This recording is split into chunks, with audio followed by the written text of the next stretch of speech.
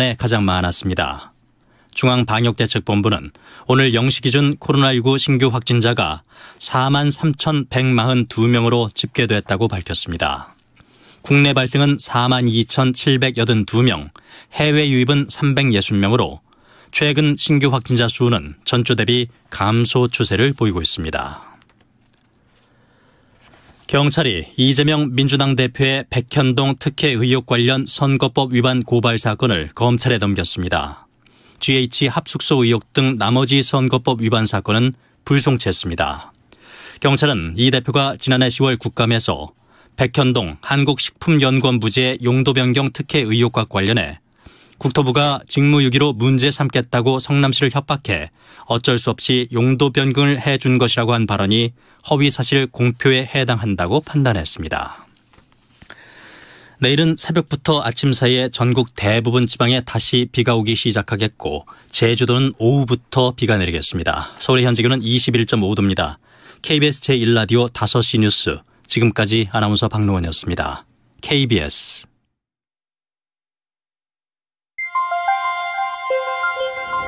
대한민국 중심 채널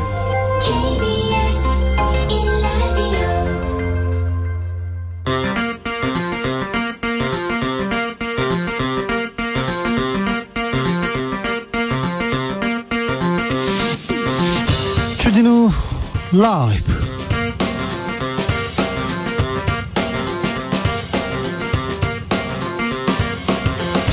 (2022년 8월 29일) 월요일입니다. 안녕하십니까, 주진우입니다.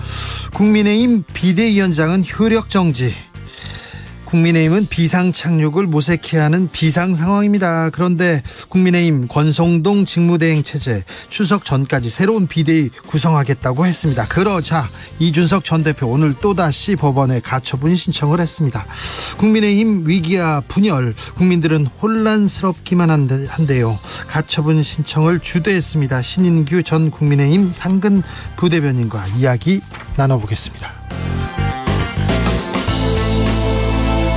민주당 이재명 당대표가 공식 일정 시작했습니다. 우리는 모두 친문이다.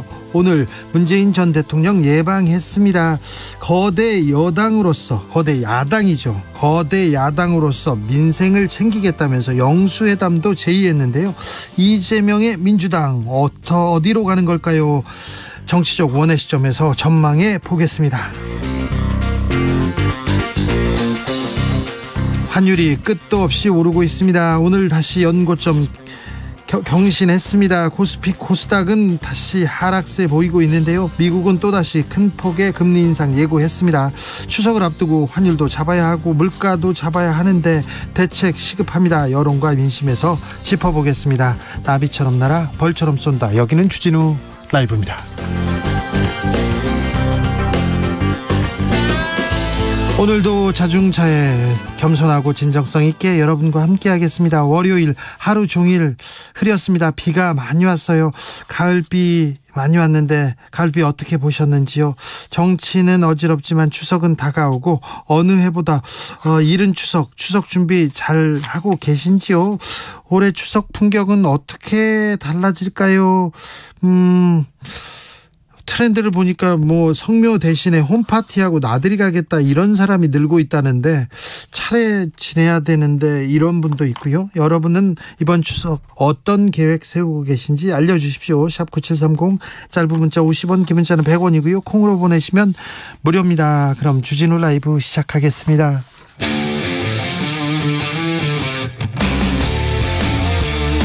탐사보도 외길 인생 20년. 주 기자가 제일 싫어하는 것은?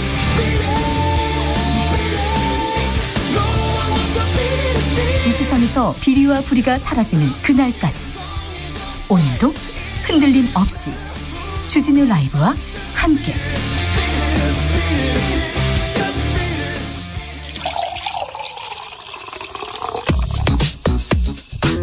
진짜 중요한 뉴스만 쭉 뽑아냈습니다. 주스 정상근 기자, 어서 오세요. 네, 안녕하십니까. 더불어민주당 이재명 대표 오늘은 봉하마을 아니죠. 평산마을이죠. 문재인 대통령을 찾았습니다. 그리고 영수회담 다시 제안했어요? 네, 이재명 대표는 오늘 첫 최고위원회 회의를 주재한 자리에서 윤석열 정부를 향해 협력할 것은 철저하게 먼저 나서서라도 협력하겠다라면서도 하지만 민주주의와 민생을 위협하는 퇴행과 독주에 대해서는 강력하게 맞서 싸울 수밖에 없다라고 경고했습니다.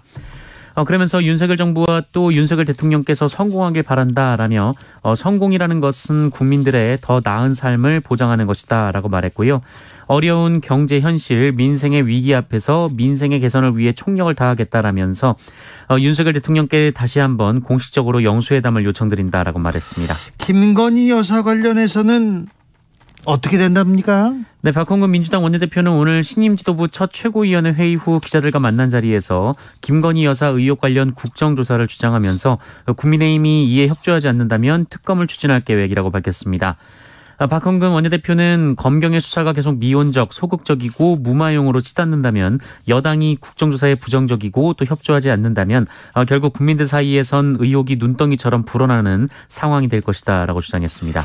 영수회담 윤석열 대통령이 응답합니까? 네, 즉답은 안 했는데요. 윤석열 대통령은 오늘 기자들과 만난 자리에서 이재명 신임 대표 선출에 대해서 야당을 포함해 국회와 함께 일을 해 나가야 한다는 생각이라며 야당과의 협치에 대한 생각을 묻는 질문에도 여야는 경쟁도 하지만 국익과 민생을 위해서는 하나가 돼야 한다는 원론적인 입장을 밝혔습니다. 국민의힘 대표 직무대행 다시 권성동 체제가 됐어요.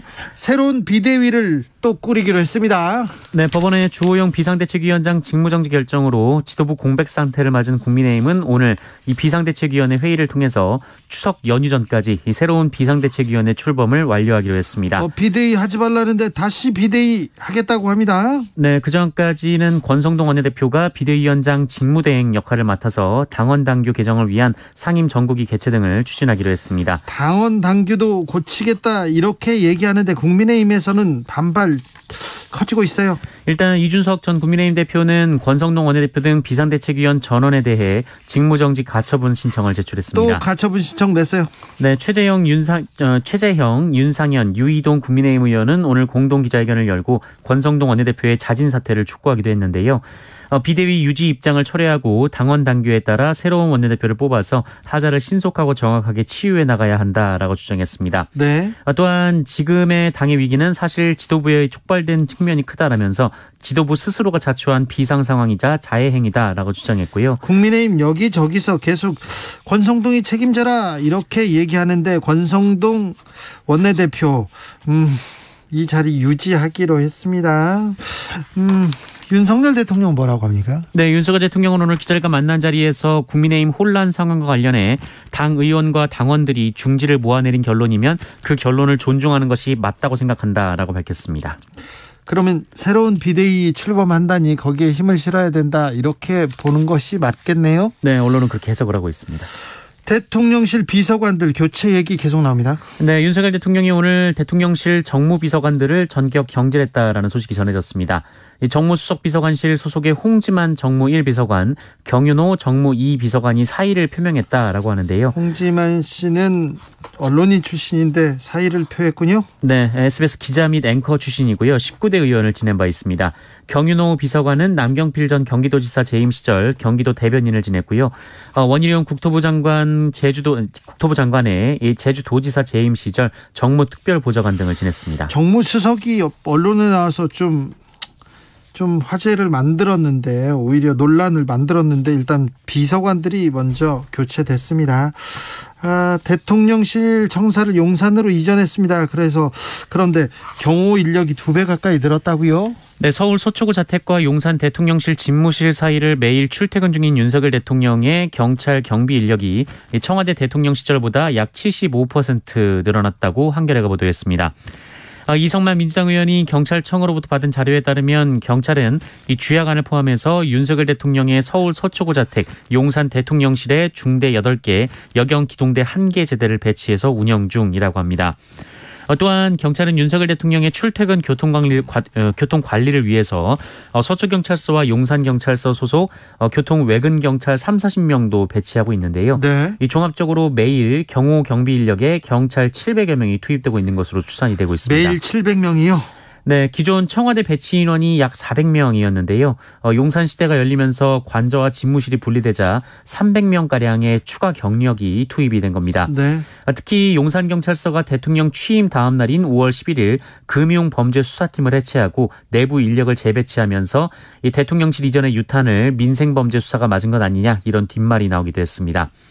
이 대통령실은 경찰 배치 인력이 늘어났다는 경찰청 자료는 집회 시위에 대비한 인력으로 대통령 경호와 아무런 관련이 없다라고 밝혔습니다. 오늘 오석준 대법관 후보 인사청문회 열리고 있습니다. 네, 윤석열 정부 첫 대법관 후보로 지명된 오석준 대법관 후보자에 대한 인사청문회가 열리고 있는데요. 오석준 후보자는 인사말에서 사법부가 국민 신뢰를 받지 못하는 상황을 무겁게 받아들인다라고 했습니다. 800원 버스 요금 800원이 쟁점이 되기도 했어요. 네, 지난 2011년 이 버스 요금 800원을 횡령한 버스기사의 해고가 정당하다. 오석준 후보자가 이 판결을 내렸는데요. 이에 대해 오석준 후보자는 결과적으로 그분이 이 본인의 판결로 인해 어려움을 겪고 있을 수 있다는 생각에 마음이 무겁다라고 밝혔습니다. 또한 나름대로는 가능한 범위 내에서 사정을 참작하려고 했으나 미처 살피지 못한 부분도 있었다라고 말하기도 했습니다. 네, 이 부분은 2부에서 자세히 좀 분석해 보겠습니다. 환율이 많이 올랐어요. 오늘도 크게 올랐습니다. 네, 오늘 원달러 환율이 1,350원을 돌파했습니다. 이 글로벌 금융위기 직후인 지난 2009년 4월 29일 이후 13년 4개월 만에 가장 높은 수준입니다. 또한 지난 23일 기록한 연고점 1,346원대를 4거래일 만에 경신을 했습니다. 환율이 오르면 또 수입 물가도 다시 따라오를 텐데 추석 앞두고 또 물가 걱정입니다. 이런 분들 많습니다. 물가에 좀 각별히 신경을 써주셨으면 합니다. 정부에서 말입니다. 정치인들도 말입니다. 국민의힘도 말입니다. 네. 한 대학 교수가 정부 포상 거부했어요. 네, 노무현 정부 대통령직 인수위원회에서 활동했던 이철기 동국대 교수가 이달 말 정년 퇴임을 앞두고 정부 포상을 받지 않겠다면서 이 포상 포기 의사를 학교 측에 전달했습니다. 네. 이철기 교수는 오늘 SNS에 올린 글에서 이 교수로서 온갖 사회적 혜택을 누리고도 교육자로서 당연한 일을 했음에도 포상을 받은 것이 송구스럽다라면서 신임 윤석열 대통령의 이름으로 포상을 받고 싶은 생각이 없다라고 말했습니다. 이철기 교수는 포기 확인서에 자필로 사유를 썼는데요. 이 훈포장은 국가의 이름으로 주는 것이긴 하지만 윤석열 대통령의 이름이 들어간 증서를 받는 것은 자존심과 양심상 너무 치욕적이다라고 주장하기도 했습니다. 네, 그랬군요. 20년 전 살인사건입니다. 용의자가 체포됐습니다. 네, 지난 2001년 대전 도심에서 은행강도 살인사건이 있었는데요. 당시 은행 직원 한 명이 괴한이 쏜 총에 맞아 숨졌고요. 이 강도들은 현금 3억 원을 빼앗아 도주를 한 바 있습니다. 지금도 기억에 생생히 남아요. 그때 뉴스가. 네, 총을 쐈어요. 그렇습니다. 어쩌면 미제로 남을 뻔한 사건이었는데요. 그 용의자가 검거되면서 완전 범죄는 없다라는 것이 다시 한번 입증됐습니다. 네. 당시 범행에 사용된 차량이 도난 차량이었던 데다가 유리를 짙게 가리기도 했고 또 지문도 남아있지 않았고 주변에 CCTV도 없었습니다. 당시에는 CCTV가 드물었으니까요. 네, 유일한 단서는 이들이 사용한 총이 사건 2달 전 이 순찰 중인 경찰에게 뺏은 것으로 추정된다라는 정도였는데요. 네. 사건 발생 8개월이 지나 경찰은 용의자 3명을 지목했었지만 이들은 경찰에게 허위 자백을 강요당했다라고 주장해서 구속영장이 기각되기도 했었습니다. 경찰은 이후 미제 사건 전담팀을 통해서 수사를 이어왔고 당시 사건 현장에서 발견한 유전자와 일치하는 인물을 특정해서 용의자를 검거하는 데 성공했습니다. 네. 다만 당시 체포됐던 용의자들과는 다른 인물인 것으로 확인됐는데요. 그러면 허위자백 강요 이게 맞네. 네, 원래 이 사건은 2016년 공소시효가 만료될 예정이었지만 그 한 해 전인 2015년 이 살인 사건에 대한 공소시효가 폐지되면서 이들을 법정에 세울 수가 있게 됐습니다. 20년 만에 살인 사건 용의자가 체포됐습니다. 네. 죄짓고는 못 살아요. 네. 마트에서 배달 일 하는 노동자가 있습니다. 한 달에 300건이나 이렇게 배달을 했다니 얼마나 이렇게 열심히 했을까. 근데 이 노동자 산재로 인정받았습니까? 네, 경기 부천시 한 동네마트에서 일하던 당시 30대 노동자가 지난 2020년 숨진 일이 있었습니다. 네. 이 노동자는 평소에도 하루 2번 정도 코피가 났다라고 하는데요. 그동안 스스로 지혈을 했지만 언제부터인가 출혈이 멈추지 않았고 이후 발작을 하거나 횡설수설하는 등 이상 행동을 보이다가 병원으로 옮겨졌었다라고 합니다. 네. 그리고 고인은 뇌출혈 진단을 받았는데요. 아내와 결혼한 지 1년여 만에 숨을 거뒀다고 합니다. 고인은 갑자기 쓰러지기 전까지 동네 마트에서 3개월가량 배송 업무를 맡았습니다. 일주일에 하루만 쉬었다고 하고요. 매일 점심, 저녁 시간 2시간을 제외하고 오전 11시부터 오후 11시까지 일했다고 합니다. 이 마트 주변에는 엘리베이터가 없는 3, 4층짜리 빌라나 주택이 많아서 직접 물건을 짊어지고 계단을 올랐다라고 합니다. 예. 보통 하루에 10건에서 14건을 배송했는데 그 휴무일을 빼면 한 달에 300건이 넘었다라고 합니다. 이 고인의 아내는 남편이 업무상 재해로 사망했다면서 근로복지공단에 유족급여, 장의비를 청구했으나 거절당했었는데요. 이후 행정소송을 제기한 끝에 재판부는 이 고인의 사망은 만성적인 업무 부담 그리고 질병 사이에 인과관계가 있는 산업재해라고 판단했습니다. 산업재해라고 판단했습니다.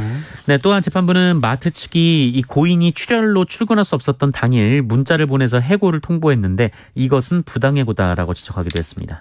아파가지고 출근 못했더니 해고다 이렇게 안타까운 소식이었습니다. 결혼 1년 만에 숨을 거둔 마트 노동자가 그래도 산업재해라고 판단을 받았군요. 다행입니다. 코로나 상황 어떻습니까? 네, 오늘 코로나19 신규 확진자 수 43,142명이었습니다. 어제 절반 수준이고요. 일주일 전과 비교하면 15,000여 명 정도, 2주 전과 비교하면 18,000여 명 정도가 줄었습니다. 월요일 발표에서 신규 확진자가 5만 명 미만으로 나온 것은 지난 1일 이후 4주 만에 있는 일입니다. 지금 확실히 감소세는 맞습니다. 내일이나 모레 또 검사치가 나와봐야 되는데 하지만 아직도 위험합니다. 네, 위중증 환자 597명으로 엿새째 500명대이고요. 예. 125일 만에 가장 많았습니다. 사망자는 오늘은 49명입니다만 연일 60에서 70명대가 이어지고 있습니다. 정부에서 해외에서 입국하는 사람들 코로나 검사 폐지할 것 같습니다. 네, 정부가 해외에서 국내로 입국하는 사람들을 대상으로 한 입국 전 코로나19 검사를 폐지하는 쪽으로 가닥을 잡았다라는 보도가 나왔습니다. 일본도 폐지했다고 하니까요. 네, 일각에서는 비행 시간이 짧은 중국이나 일본 등부터 입국 전 검사를 폐지하는 방안이 거론됐는데 기준 설정이 모호하고 혼란을 가져다 줄 수 있다는 판단에 모든 국가에 일괄 적용하는 쪽으로 의견이 모였다라고 합니다. 현재 국내에 입국하는 모든 사람은 입국 전 48시간 이내에 PCR 검사 또는 24시간 이내에 전문가용 신속 항원 검사 음성 확인서를 제출해야 하고요. 또 입국 후 하루 이내에 PCR 검사 결과를 추가로 받아야 합니다. 이제 여행 갔다 올 수 있겠다 이렇게 생각하는 사람들도 좀 많아요. 네, 다만 여전히 하루 10만 명 수준의 신규 확진자가 발생하고 있고 또 위중증 환자가 증가세를 보이는 상황 그리고 새로운 변이의 추가 가능성을 언급하면서 너무 성급하다라는 지적도 한편에서 나오고 있습니다. 유흥식 라자료 추기경이 공식 서임됐습니다. 네, 유흥식 라자로 교황청 장관이 현지 시간으로 27일 바티칸에서 추기경으로 공식 서임됐습니다. 총 20여 명의 성직자 중 유흥식 추기경은 두 번째로 프란치스코 교황으로부터 이름이 불렸는데요. 네. 순교자의 피를 상징하는 빨간색 비레타 그리고 반지를 받고 교황과 대화를 나누며 포옹했고요. 이로써 김수환, 정진석, 염수정 추기경에 이어 우리나라에서 네 번째 추기경이 탄생을 했습니다. 유흥식 추기경은 죽을 각오로 추기경직에 임하겠다라고 말하면서 우리 천주 교회에 대한 애정을 드러냈는데요. 전 세계 226명에 불과한 추기경은 종신직으로 교황 다음의 권위와 명예를 갖게 됩니다. 네. 특히 80세 미만의 추기경은 새로운 교황을 뽑는 데 참여할 수가 있게 되는데요. 유흥식 추기경 역시 투표권을 갖게 됩니다. 한편 유흥식 추기경은 오늘 이 교황이 주재하는 첫 회의에 참석해 추기경으로서의 본격적인 활동을 시작했습니다. 교황청 장관, 그러니까 교황청이 바티칸이 나라인데 그 나라 장관을 합니다. 네. 유흥식 추기경이 우리나라에서 네 번째로 추기경 자리에 올랐습니다. 죽을 각오로 추기경직에 임하겠다는데 그렇게 죽도록 역시 열심히 일하지 말고 그냥 쉬엄쉬엄 일하시면서 건강 챙기시면서 잘하셨으면 좋겠습니다. 네. 한국을 항상 사랑하는 분이기 때문에 잘해주시리라 건강히 잘 해주셨으면 합니다. 네. 그렇게 막 열심히 죽을 각오로 그까지는 안 했으면 하는데 제 생각이었습니다. 주스 정상근 기자 함께했습니다. 감사합니다. 고맙습니다.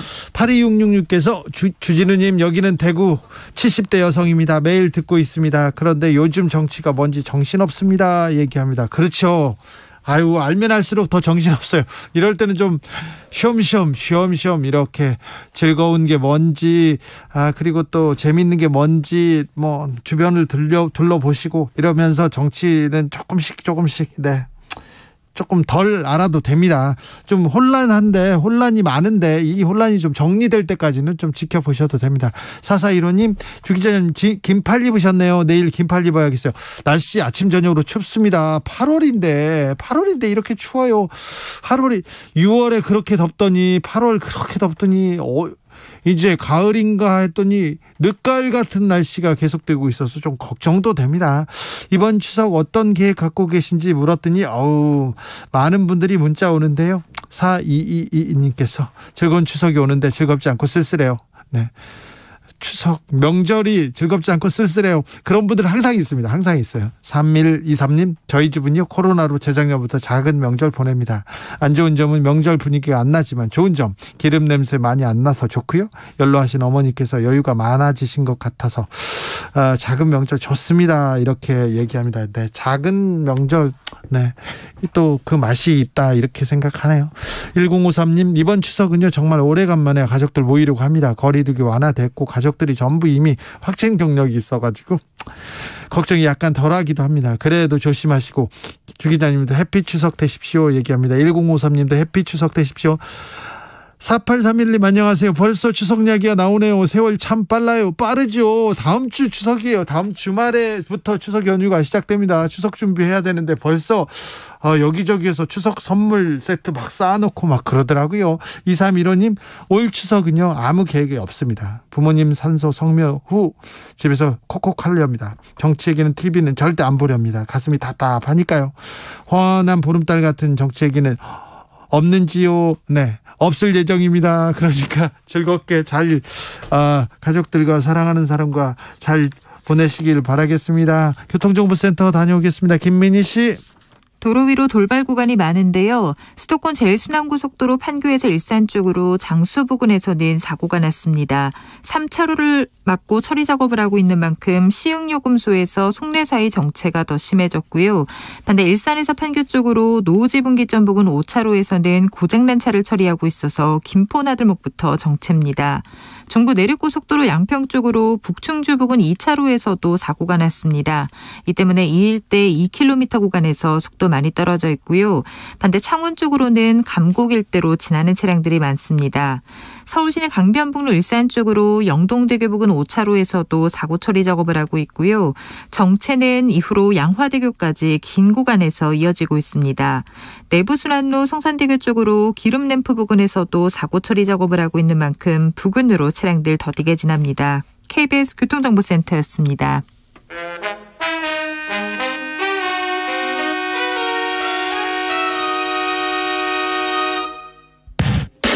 주진우 라이브 돌발 퀴즈. 오늘의 돌발 퀴즈는 객관식으로 준비했습니다. 문제를 잘 듣고 보기와 정답을 정확히 적어 보내주세요.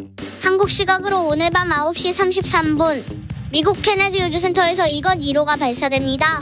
아폴로 17호 이후 50년 만에 다시 시작된 미국 달 탐사 프로젝트인데요. 이 단계가 성공해야 유인비행 그리고 최초의 여성과 유색인종 우주비행사의 달 착륙이 이어질 수 있습니다. 그리스 신화에 나오는 달의 여신의 이름을 딴 이것 1호. 여기서 이것에 들어갈 이름은 무엇일까요? 보기 드릴게요. 1번 아르테미스, 2번 제우스. 다시 들려드릴게요. 1번 아르테미스, 2번 제우스. 샵 9730 짧은 문자 50원, 긴 문자는 100원입니다. 지금부터 정답 보내주시는 분들 중 추첨을 통해 햄버거 쿠폰 드리겠습니다. 주진우 라이브 돌발 퀴즈 내일 또 만나요.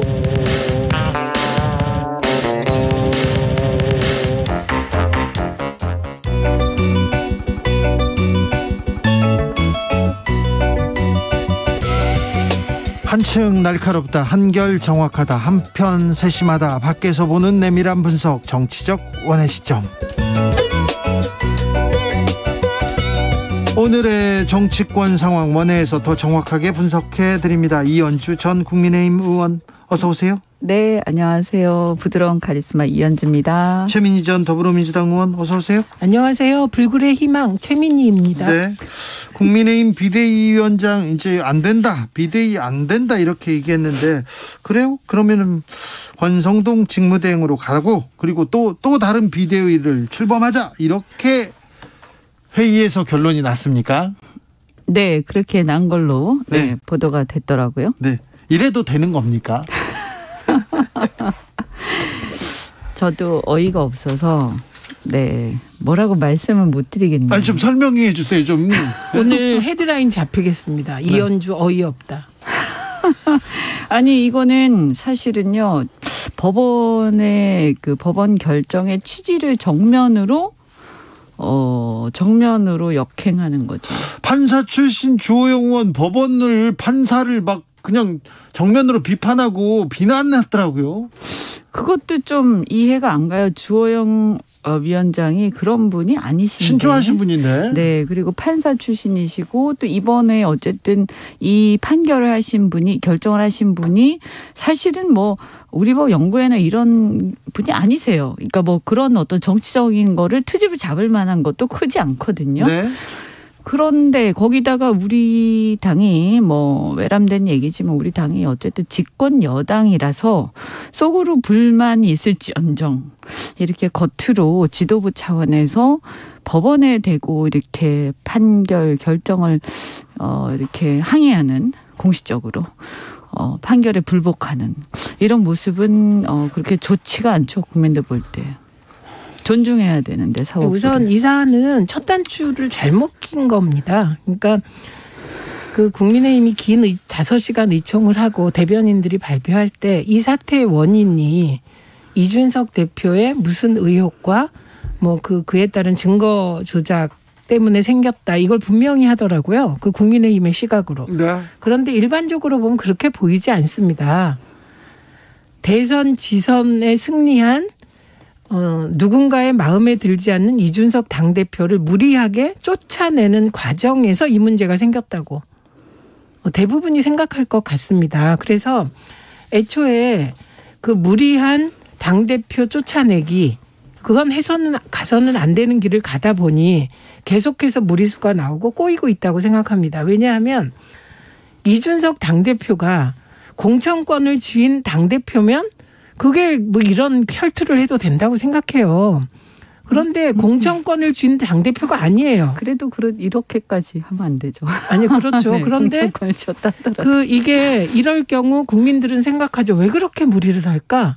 그 이유는 딱 한 가지죠. 정서가 작동한다는 겁니다. 정서. 합리성이 아니라 정서. 감정. 그럼 그게 누구의 정서냐, 누구의 감정이냐. 지금으로서는 우리는 윤핵관이다 이렇게 이준석 대표도 얘기해왔고 사람들이 그런 거 했는데 그게 아니라 윤심이 아닌가.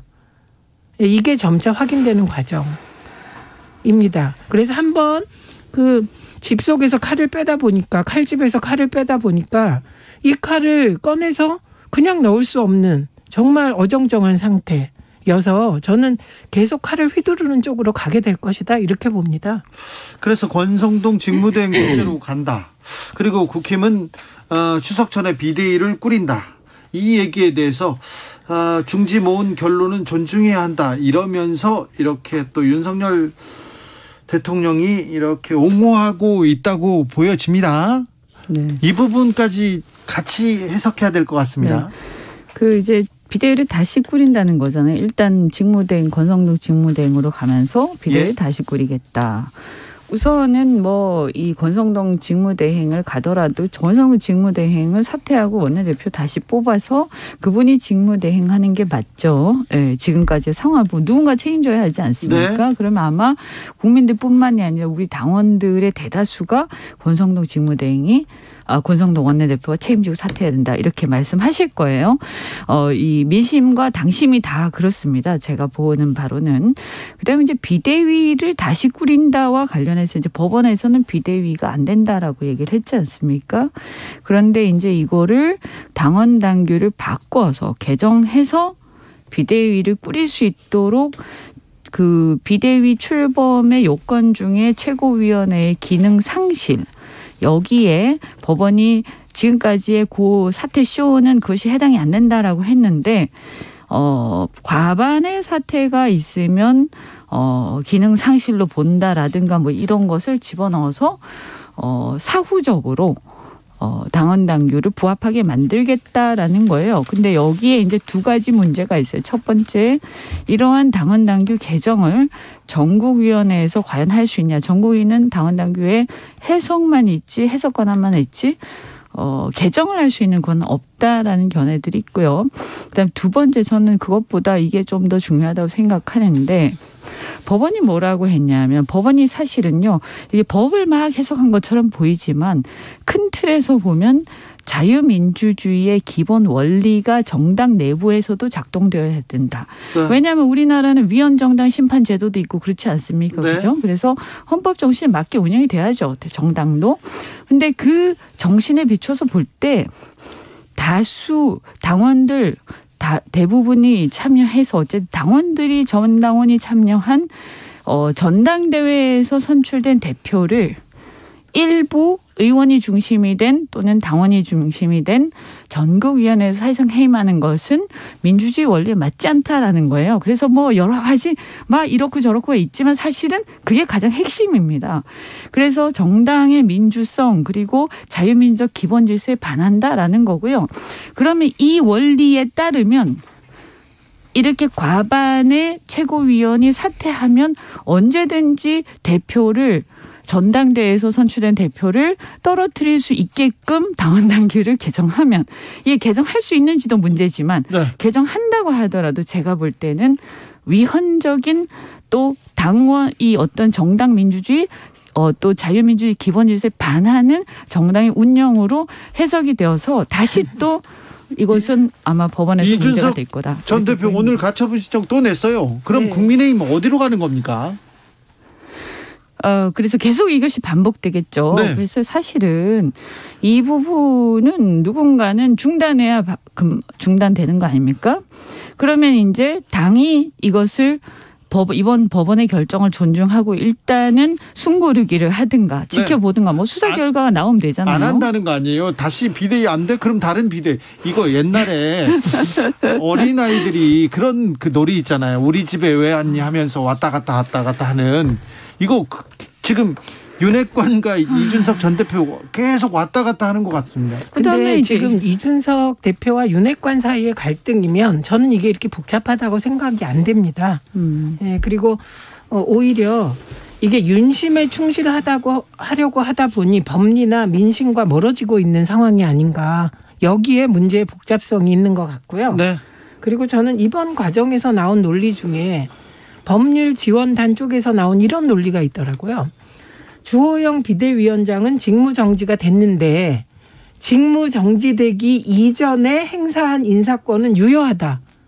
그래서 비대위원들은 그냥 권한을 행사해도 된다. 이런 논리가 나오더라고요. 그 논리로 지금 추진하고 있는 거 아닙니까? 네. 그런데 그 논리 자체가 법원이 이 비상체제가 아니고 그래서 비대위원회가 사실은 객관적인 타당성도 없고 법리적인 타당성도 없다고 내용상으로 결론을 낸 거잖아요. 그러니까 저는 사법부 판결 불복이고 이후에 계속 이게 뭐랄까 계속 되풀이될 것 같습니다. 그러니까 제가 말씀드리는 게 서로 그렇게 해석한다 하더라도 그 법률지원단 말대로 그것은 이제 문구에 대한 세부적인 그것에 불과하지 어차피 최고위원 과반이 사퇴하면 당대표 언제든지 끌어낼 수 있다라는 당헌 당규 자체가 자유민주주의 기본 원리에 반하는 걸로 해석될 가능성이 많아요. 뿐만 아니라 그래서 그렇게 개정될 수가 없습니다. 제가 볼 때. 그리고 뿐만 아니라 잘못한 위헌 정당돼요. 제가 이번에 읽은 것 중에 그런 게 있더라고요. 당헌을 바꿀 때는 최종적으로 전당대회에서 바꿔야 되지 않습니까? 국민의힘도. 그러니까 그런 문제 지금 그 문제 전당대회까지 갈 거라는 겁니까? 그러니까 그 문제도 있고요. 직무대행이 비상대책위원장을 임명하는 당헌 개정을 했잖아요. 전국위에서. 그런데 당헌 개정은 전국위에서 마무리되는 게 아니라 전당대회를 열어서 의결해야 된다는 거잖아요. 그 절차를 거치지 않았기 때문에 무효다. 그러니까 이제 지금 막 그런 얘기를 우리가 막 얘기하면 아마 듣는 분들이 굉장히 짜증 나실 것 그렇죠. 같은데. 이게 민생하고 제가 아까 말씀드린 것처럼 그냥 딱 단순화해서 모든 이것을 쭉 종합해서 봤을 때 아마 법은 그렇게 판단할 겁니다.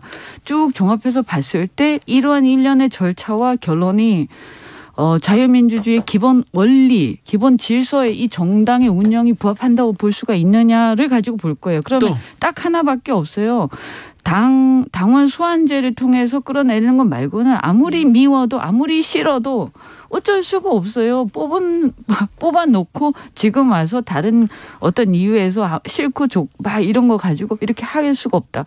그다음에 이 징계 문제도 예를 들어서 뭐 이렇게 말 가지고 어떻게 하고 한다는데 이후에 사실은 앞에 6개월 징계 받은 것도 여러 말들이 있지만 그것까지 그렇다 치더라도 이후에 말한 걸 가지고 자꾸 이렇게 징계를 또 하고 또 이제 사람들이 다 알지 않습니까? 국민들이. 네. 그러면 엄청난 정치적 타격을 받을 거예요. 이미 정치적 타격은 받았고. 네, 이미 많이 받았지만. 받았고. 상관 안 하는 사람들 같아요. 네, 그리고 정치적 타격 이게 늘 이럴 때 제가 내부에 있어 보면 논리가 어떤 논리냐면 그러니까 기호지세다 지금. 타격받을 거 다 받고 지금 그만두면 죽도 밥도 안 된다. 이런 논리가 우세하게 작동을 합니다. 그래서 저는 예를 들면 이준석 대표에 대한 윤리위 징계 추진하려고 할 것 같고요. 추진한답니다. 왜냐하면 그게 의총에서 결의된 거잖아요. 근데 네. 저는 그것도 정말 이상했어요.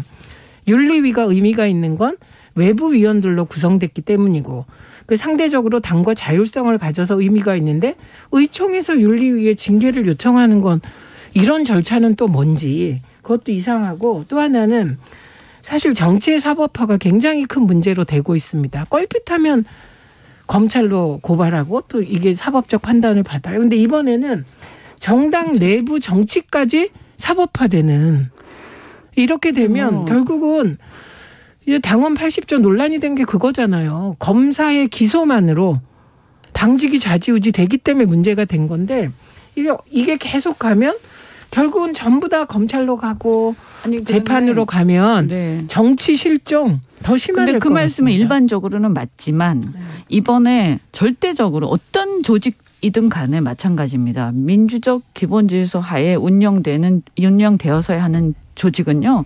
절대적으로 자기들이 뽑았던 그 모수보다 훨씬 작은 모수로 끌어내리는 것은 민주주의에 반하는 거예요. 그게 그냥 상식이에요. 근데 이게 이제 우리 헌법의 원칙이고요.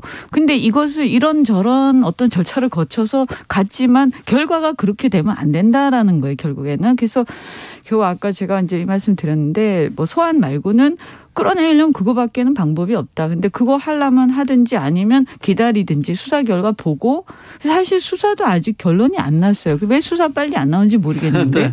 그다음에 이제 제가 말씀을 좀 드리고 싶은 거는 윤심 말씀하시는데 윤 대통령을 우리 당의 당원들이 사실 외부인이셨잖아요. 그죠? 예. 그런데도 우리의 대통령 후보를 뽑아서 선출을 하게 된 어떤 배경이 뭘까? 그런 정신이 뭘까? 여러 가지가 있겠지만 저는 가장 중요한 것이 당시에 보면 보수정당이 친이 친박 싸움 그다음에 뭐 탄핵 이렇게 해갖고 막 사분오열돼 있었고 갈등이 굉장히 심하지 않았습니까? 그러니까 이런 갈등 속에 조금이라도 연루가 되어 있는 내부인 가지고는 대통령 뽑아가지고 통합할 수 없다 이런 게 있었기 때문에 밖에 있는 분을 통해서 그분을 대통령 후보로 뽑아서 이러한 내부 갈등 이 없는 그러니까 뭔가 빚을 지지 않고 내부 어떤 특정 세력하고 연계되어 있지 않는 분을 딱 뽑아야 전체 어떤 큰 어떤 전선에서 전체를 총괄해서 후보를 뛸 수 있다 이런 마음이었거든요. 그런데 예, 그래서 좀 그것을 다시 초심으로 돌아가서 어쨌든 통합 그리고 이제 당내 통합 더 나아가서는 국민 통합. 네. 근데요. 지금 말씀하시는 게 갑자기 통합으로 갈 수 있겠습니까? 5031님께서 당내에서 법치가 안 돼요. 안 되는데 다른 것도 제대로 할 수 있습니까? 이렇게 물어봅니다. 예. 그래서 일단 윤석열 대통령이 존중한다. 당의 수기 요약하면 당의 수기의 결과 결정한 걸 존중한다. 이건 권성동 직무대행 체제를 인정한다는 뜻이거든요. 네, 그렇게 해석됩니다. 그러니까 결국은 지금 체리 따봉의 힘이 대단하다. 이런 얘기가 나오는 것이거든요. 그러니까 지금 이 상황에서 사실 합리적인 답이 없었던 게 아니에요. 원래 이럴 때 보통은 문제의 원인을 제공한 사실 문제의 원인이 체리따봉 텔레그램 메시지 폭로잖아요. 그러니까 그 제공한 권성동 대표가 사퇴하고 원내대표를 다시 뽑고 그리고 그 원내대표가 사퇴를 수습하는 일반적이며 합리적이고 상식적인 방법이 있는데 그 길을 택하지 않았다는 거잖아요. 그래서 왜 택하지 않았을까? 그게 계속 제가 감정, 정서 이런 말씀을 드리게 되는 거고 네. 끊어야 됩니다. 이 고리를. 그래서 서병수 전국위 의장이죠. 서병수 의원께서 이제 2번 잘못을 되풀이할 수 없다는 취지의 말을 했더라고요. 네. 그럼 거기서 해결책이 나와서 이제 그 잘못된 길의 고리를 끊을 수 있으면 시정 가능하겠죠. 근데 그 가능성이 낮지 않을까요? 그러니까 뭔가 이렇게 어떤 최면에 걸린 것처럼 어떤 한 방향을 향해서 이게 아니다라고 딱 제동이 걸렸는데도 뒤돌아보지 않고 계속 앞으로 가고 있거든요. 그러니까 너무나 안타깝고 제발 이렇게 이 의원들이 사실은 우리 당의 당원들과 국민들의 마음을 꼭 보셔야 된다 이런 말씀드립니다. 알겠습니다. 안철수 의원도 새 비대위 반대한다. 권성동 사퇴하라 이렇게 얘기했습니다. 국민의힘은 어디로 갈지 지켜보시죠.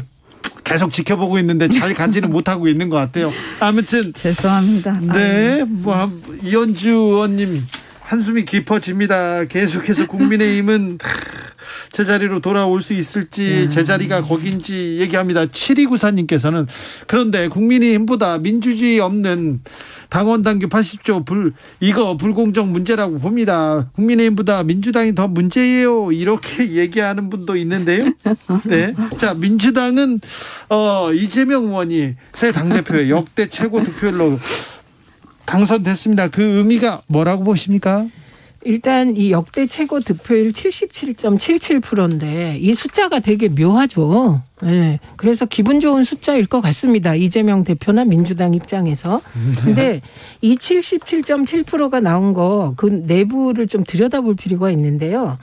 이게 권리당원에선 78%.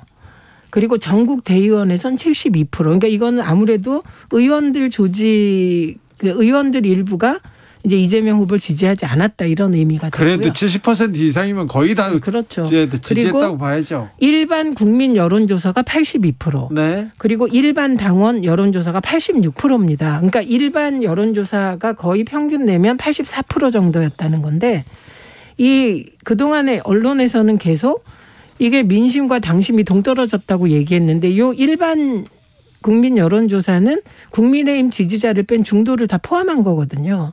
그러니까 실제로 그 국민의힘을 지지하지 않는 다수 국민들도 민주당에 이번엔 이재명한테 한번 맡겨봐. 잘하나 못하나 봐. 이런 심리였다고 생각하고 네. 좀 민주당이 답답하지 않게 똘똘 뭉쳐서 유능한 민생 정당 그리고 선명한 야당이 되기를 바라는데 이렇게까지 이재명 후보에 대해서 지지를 몰아준 건 저는 윤석열 정부의 무능과 민생 실패가 큰 동력이 됐다고 생각합니다. 지금 어떻게 보면 대선 때도 그랬지만 적대적 공생관계, 반사적 이익관계 이런 게 계속되고 있지 않습니까? 그러니까 이재명 대표가 이제 대선 때 윤 대통령과 이렇게 경쟁하셨던 분이고 그러다 보니까 반사적 이익을 톡톡히 보고 계시다. 그리고 민주당 안에 또 대안이 부재한 탓도 있고요. 그래서 어쨌든 압도적으로 됐는데 이제 다만 이제 걱정스러운 것은 이렇게 보면 점점 정치가 뭔가 1인 정당화되어가는 느낌이 좀 있어요. 그래서 이것이 투표의 결과로 이루어진 것이긴 하나. 이렇게 갔을 때 이제 그러면 이 선출된 1인이 잘하면 문제가 없는데 이제 이 1인이 이제 독선과 이런 어떤 그런 정치를 하게 될 때는 또 똑같은 문제가 생기는 거거든요. 그래서 앞으로 어떻게 하는지 지켜봐야겠습니다만 만약에 우리가 이제 국민의힘이 제대로 못하고 있는 사이에 이재명 대표께서 통합 내지는 당내 통합까지도 원활하게 잘하는 모습을 보여버리면 저희로서는 박수를 칠 수는 없는데 굉장히 사실은 뭐 인정할 수밖에 없는 이런 상황이 될 거고 그게 아니라 만약에 그분도 역시 이렇게 막 독선적인 이런 어떤 1인 정당의 폐해를 다 보여준다면 이것은 정말 여야를 막론하고 정치의 어떤 문제로 굉장히 심각하게 대두가 되겠죠. 그런데 그 1인 정당이라는 표현은 되게 조심하셔야 될 것 같습니다. 왜냐하면 1인 정당이 개념도 모호하지만 흔히 1인 정당은 과거 총재 정당을 얘기하는 거거든요. 근데 이거는 당원과 지지자가 직접 투표해서 뽑은 거기 때문에 1인 정당이라는 표현 정확하지 않고 그렇다면 그 대통령도 국민이 뽑지 않습니까? 그러면 이게 대한민국이 1인 국가입니까? 그럼 그 표현은 저는 맞지 않다고 보고. 대통령 같은 경우에도 제 얘기는 저기요 쏠림 현상이 있다. 그렇죠. 이 정도는 받아들이겠습니다. 근데 그 쏠림이 왜 나타났는지 아니요. 쏠림이 왜 나타났는지 이 부분에 대해서 저는 예를 들면 저는 뭐 강성 팬덤, 악성 팬덤 이 얘기할 때 되게 불쾌한데 저도 그 팬덤이 하나일 수 있는데 현상 자체를 제가 비판하는 게 아니라 얘기하고 위험성이 있다라는 거죠. 두 분 제가 할게요. 위험성이 있다는 알겠어요. 거예요. 네. 그거는 얘기할 수 있는 거 아닙니까? 아니 근데 1인 정당이라는 표현은 틀렸어요. 알았어요. 아니, 그렇게 표현할 수 있는 거지. 그렇게 넘어가면 되죠. 너무 넘겨 짚어서 그렇게 하실 필요 없습니다. 두 분의 날카로운 토론, 날카로운 분석과 합리적인 분석 다 좋습니다. 케미도 좋습니다. 자, 이제 최민희 안 끝났어요.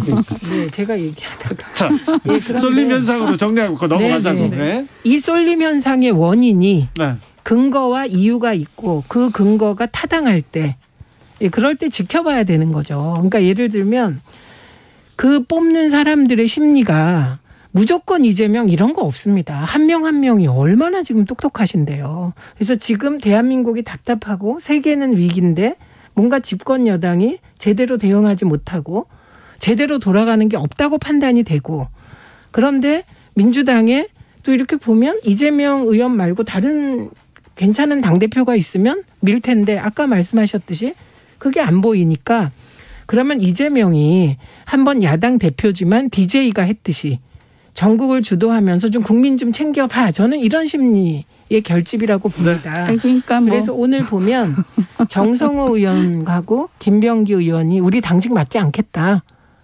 예, 탕평과 통합으로 가라. 이런 취지이거든요.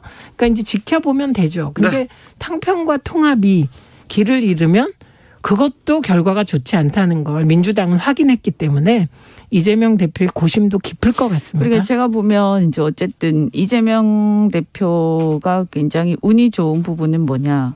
주변에 정성호 의원이라든가 뭐 김병기 의원은 제가 자세히 모릅니다만 정성호 의원은 굉장히 평이 좋죠. 평판이 좋은 분이죠. 국회 안에서도 그렇고. 그래서 상당히 이제 조화를 추구를 하고 합리적인 분이세요. 그러니까 예를 들면 이제 이런 분들이 측근으로 있는 것은 상당히 정말 운이 좋으신 거예요. 윤석열 대통령한테는 측근으로 권성동, 장제원 의원이 있습니다. 말씀 좀. 왜 이렇게 들립니다.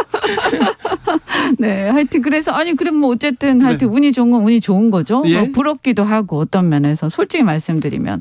근데 어쨌든 간에 그럼에도 불구하고 이제 이재명 대표죠, 이제. 이재명 대표가 넘어야 할 산도 많아요. 그동안 또 보였던 면면을 보면 어떨 때 상당히 합리적으로 가다가 또 어떨 때 보면 굉장히 막 조롱도 막 하고 막 키득키득 하시고 또 이렇게 남을 무시할 때도 있고 이런 것들도 보여오셨잖아요. 그래서 도대체 사람들은 저 사람의 진 면목이 뭘까?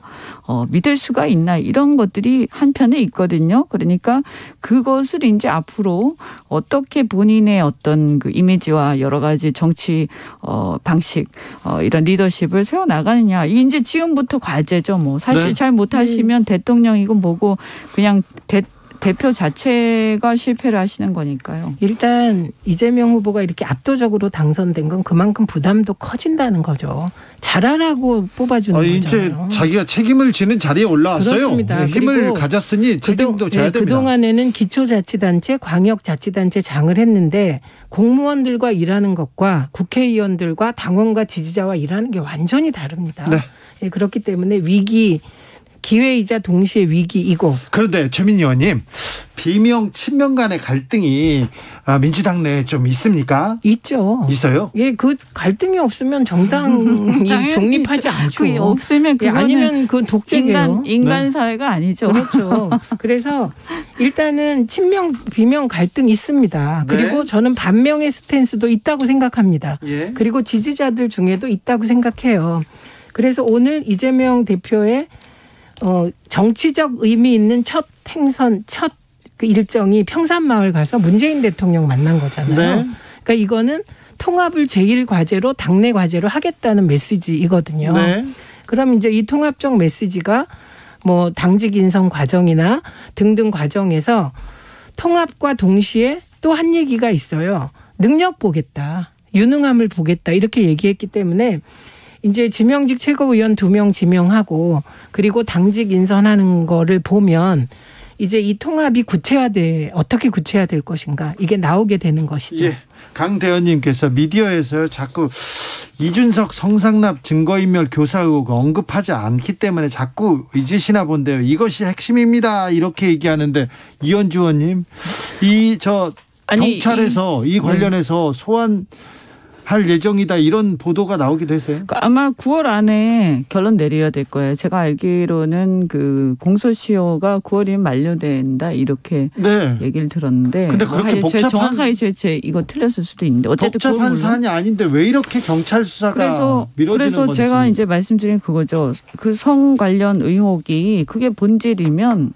빨리 수사 결과부터 나와서 그걸 가지고 얘기를 해야 되는 거예요. 지금 왜 이게 이 난리가 나고 있냐면 아직 아무런 수사 결과도 나온 적이 없고 사실은 징계조차도 성 관련 의혹으로 된 게 아니에요. 예. 예, 그리고 공식적으로 비대위도 그렇고 어떠한 당내 절차에서도 그것이 문제가 되어서 진행된 게 아니에요. 그러다 보니 이게 꼬이는 거예요. 예. 성 관련 의혹이 수사 결과로 빨리 나오고 그걸 보고 거기에 따라서 거기에 맞춰서 뭐 어떤 조치든 해나가면 누가 뭐라고 하겠어요. 만약에 문제가 있다라고 나오면 그것은 당연히 중징계도 가고 본인도 무슨 다른 뭐 당무 복귀라든가 혹은 비대위 안 된다라 이런 다툼의 여지 자체가 없어지는 거고요. 네.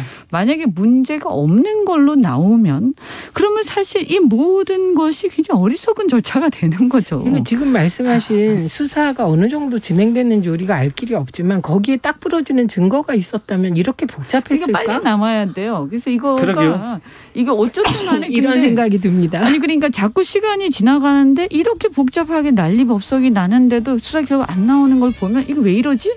이제 사람들이 조금씩 의심을 갖기 시작하는 거예요. 그래서 이거는요. 이거 빨리 수사 결과 안 나오면 정말 곤란해질 거예요. 언제까지 얘기를 해야 될지. 근데 뭐 정권 출범 1년을 이 얘기를 해야 되는 건지 지금 110일이 넘었는데 계속 이준석 전 대표 주변 얘기를 하고 있습니다. 그러니까 서병수 의원의 태도에 따라 조금 달라질 수 있습니다. 어떻게 될지 지켜보겠습니다. 최민희, 이현주, 최민희 두 분 감사합니다. 고맙습니다.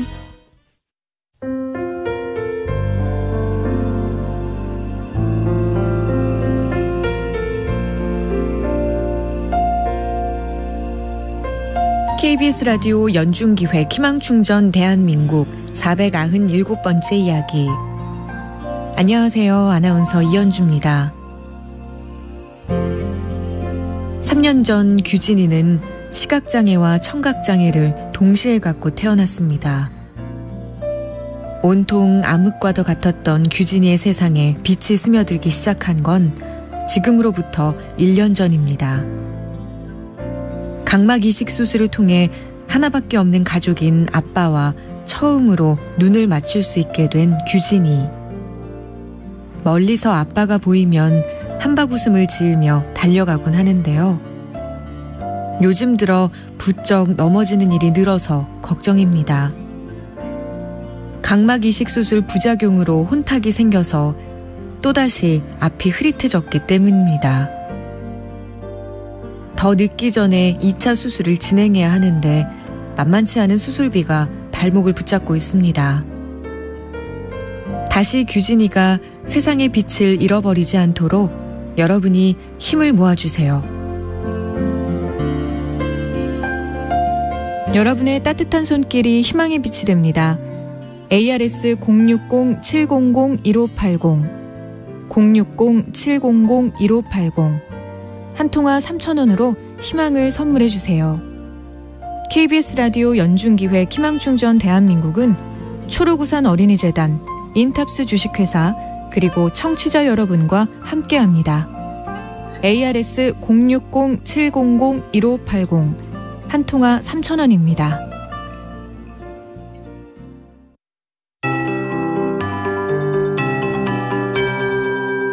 KBS 58분 날씨. 내일과 모레는 전국에 비가 오겠습니다. 오늘도 많이 선선했는데요. 제주 지역을 빼면 기온이 평년을 밑도는 곳이 많았고요. 서울은 22.5도에 그치면서 8월 들어 가장 낮은 낮 기온을 보였습니다. 내일도 오늘 기온과 거의 비슷한 서울의 낮 기온이 예상되고요. 내일과 모레 비가 오면서 서울의 낮 기온은 22도에 이틀간 그치겠습니다.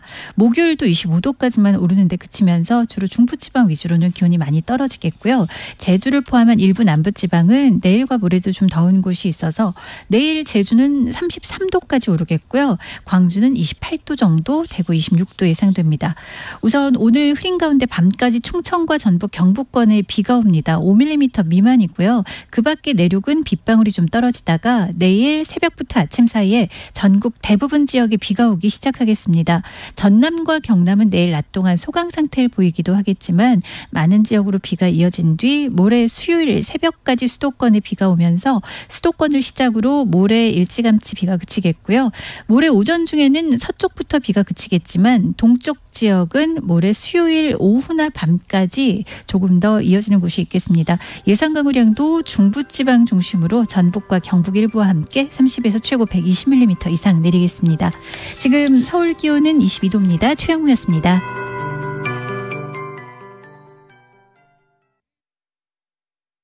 정성을 다하는 국민의 방송 KBS가 6시를 알려드립니다. AM 711kHz, FM 97.3MHz, KBS 1라디오입니다. HLKA.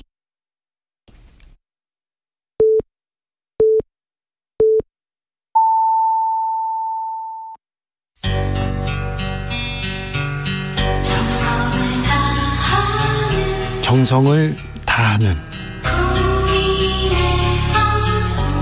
국민의 방송 KBS 주진우 라이브. 그냥 그렇다고요. 이 시각 라디오 정보센터 뉴스입니다. 원달러 환율이 13년 4개월 만에 1,350원을 돌파하면서 금융위기 이후 가장 높은 수준까지 올랐습니다. 환율이 치솟은 것은 제롬 파월 미국 연방준비제도 의장이 시장 예상보다도 매파적 발언을 하면서 달러가 강세를 나타냈기 때문입니다. 국가감염병 위기대응 자문위원회는 해외 입국 전 코로나19 검사를 폐지하고 입국 직후 검사로 대체할 필요가 있다고 밝혔습니다. 정기석 자문위원장은 시기와 방법은 조절하되 질병관리청과 충분히 논의해 입국 전 검사를 입국 직후 24시간 내 검사로 대체할 필요가 있다고 제언했다고 밝혔습니다. 김광호 서울경찰청장은 이준석 국민의힘 전 대표의 이른바 성접대 의혹 수사와 관련해 이 전 대표의 소환조사 여부는 아직 결정하지 못했다고 밝혔습니다. 아울러 김건희 여사의 허위 경력 의혹에 대한 수사는 최종 마무리 단계에 있으며 곧 결론을 낼 수 있을 것이라고 말했습니다. 한국물가협회 조사 결과 올해 추석 차례상 비용은 전통시장에서 장을 볼 경우 4인 가족 기준 27만 7,940원으로 조사됐습니다. 지난해 같은 조사 때보다 6.4% 높은 수준으로 최근 주요 농산물 가격이 급등한 여파로 분석됐습니다. 지금까지 라디오 정보센터 뉴스 정한나였습니다.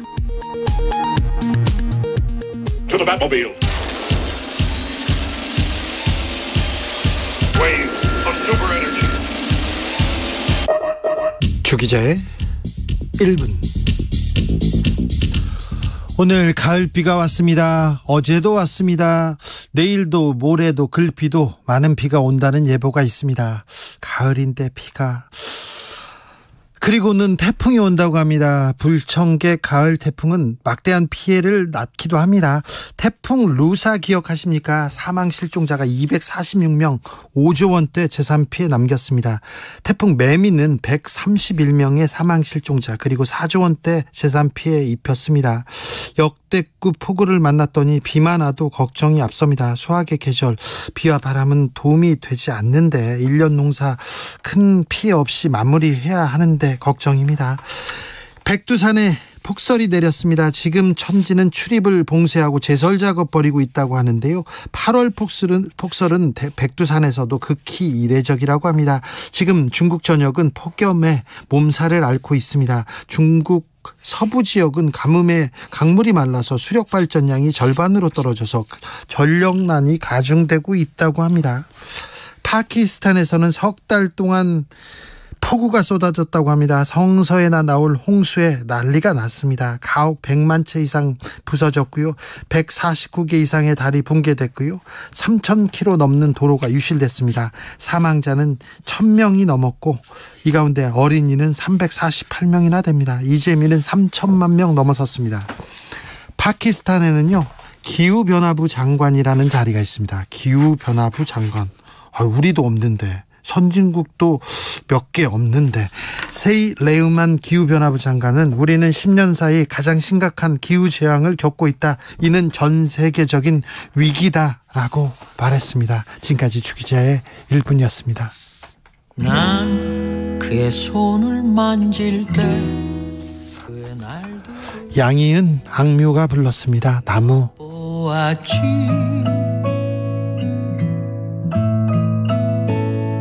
깊게 패인 손금에 모른 척 해온 외로움이 숨어 있었고, 이렇게 거칠었는 줄 다시금 알았네. 그의 얼굴을 마주할 때 그의 어린 날들을 비춰보았지.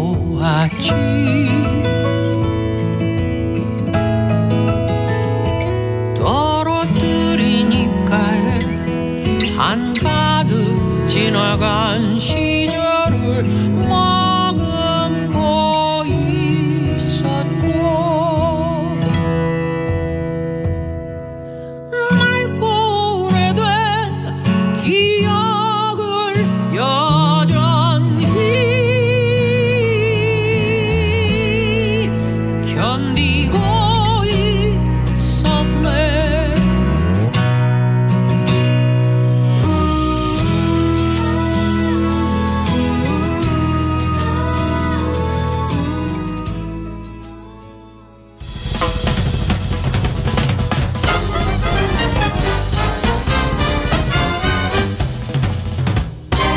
훅 인터뷰. 모두를 위한, 모두를 향한, 모두의 궁금증 훅 인터뷰. 국민의힘 싸움만 보이고 권력 투쟁만 보이고 정치가 안 보인다는 얘기 지금 몇 달째 나옵니다. 가처분 결정이 나와서 비대위 해산하라고 했는데 국민의힘에서는 또 다른 비대위 구성하겠다고 합니다. 그러자 이준석 전 대표 추가 가처분 신청을 냈습니다. 국민의힘 어디로 가고 있나요?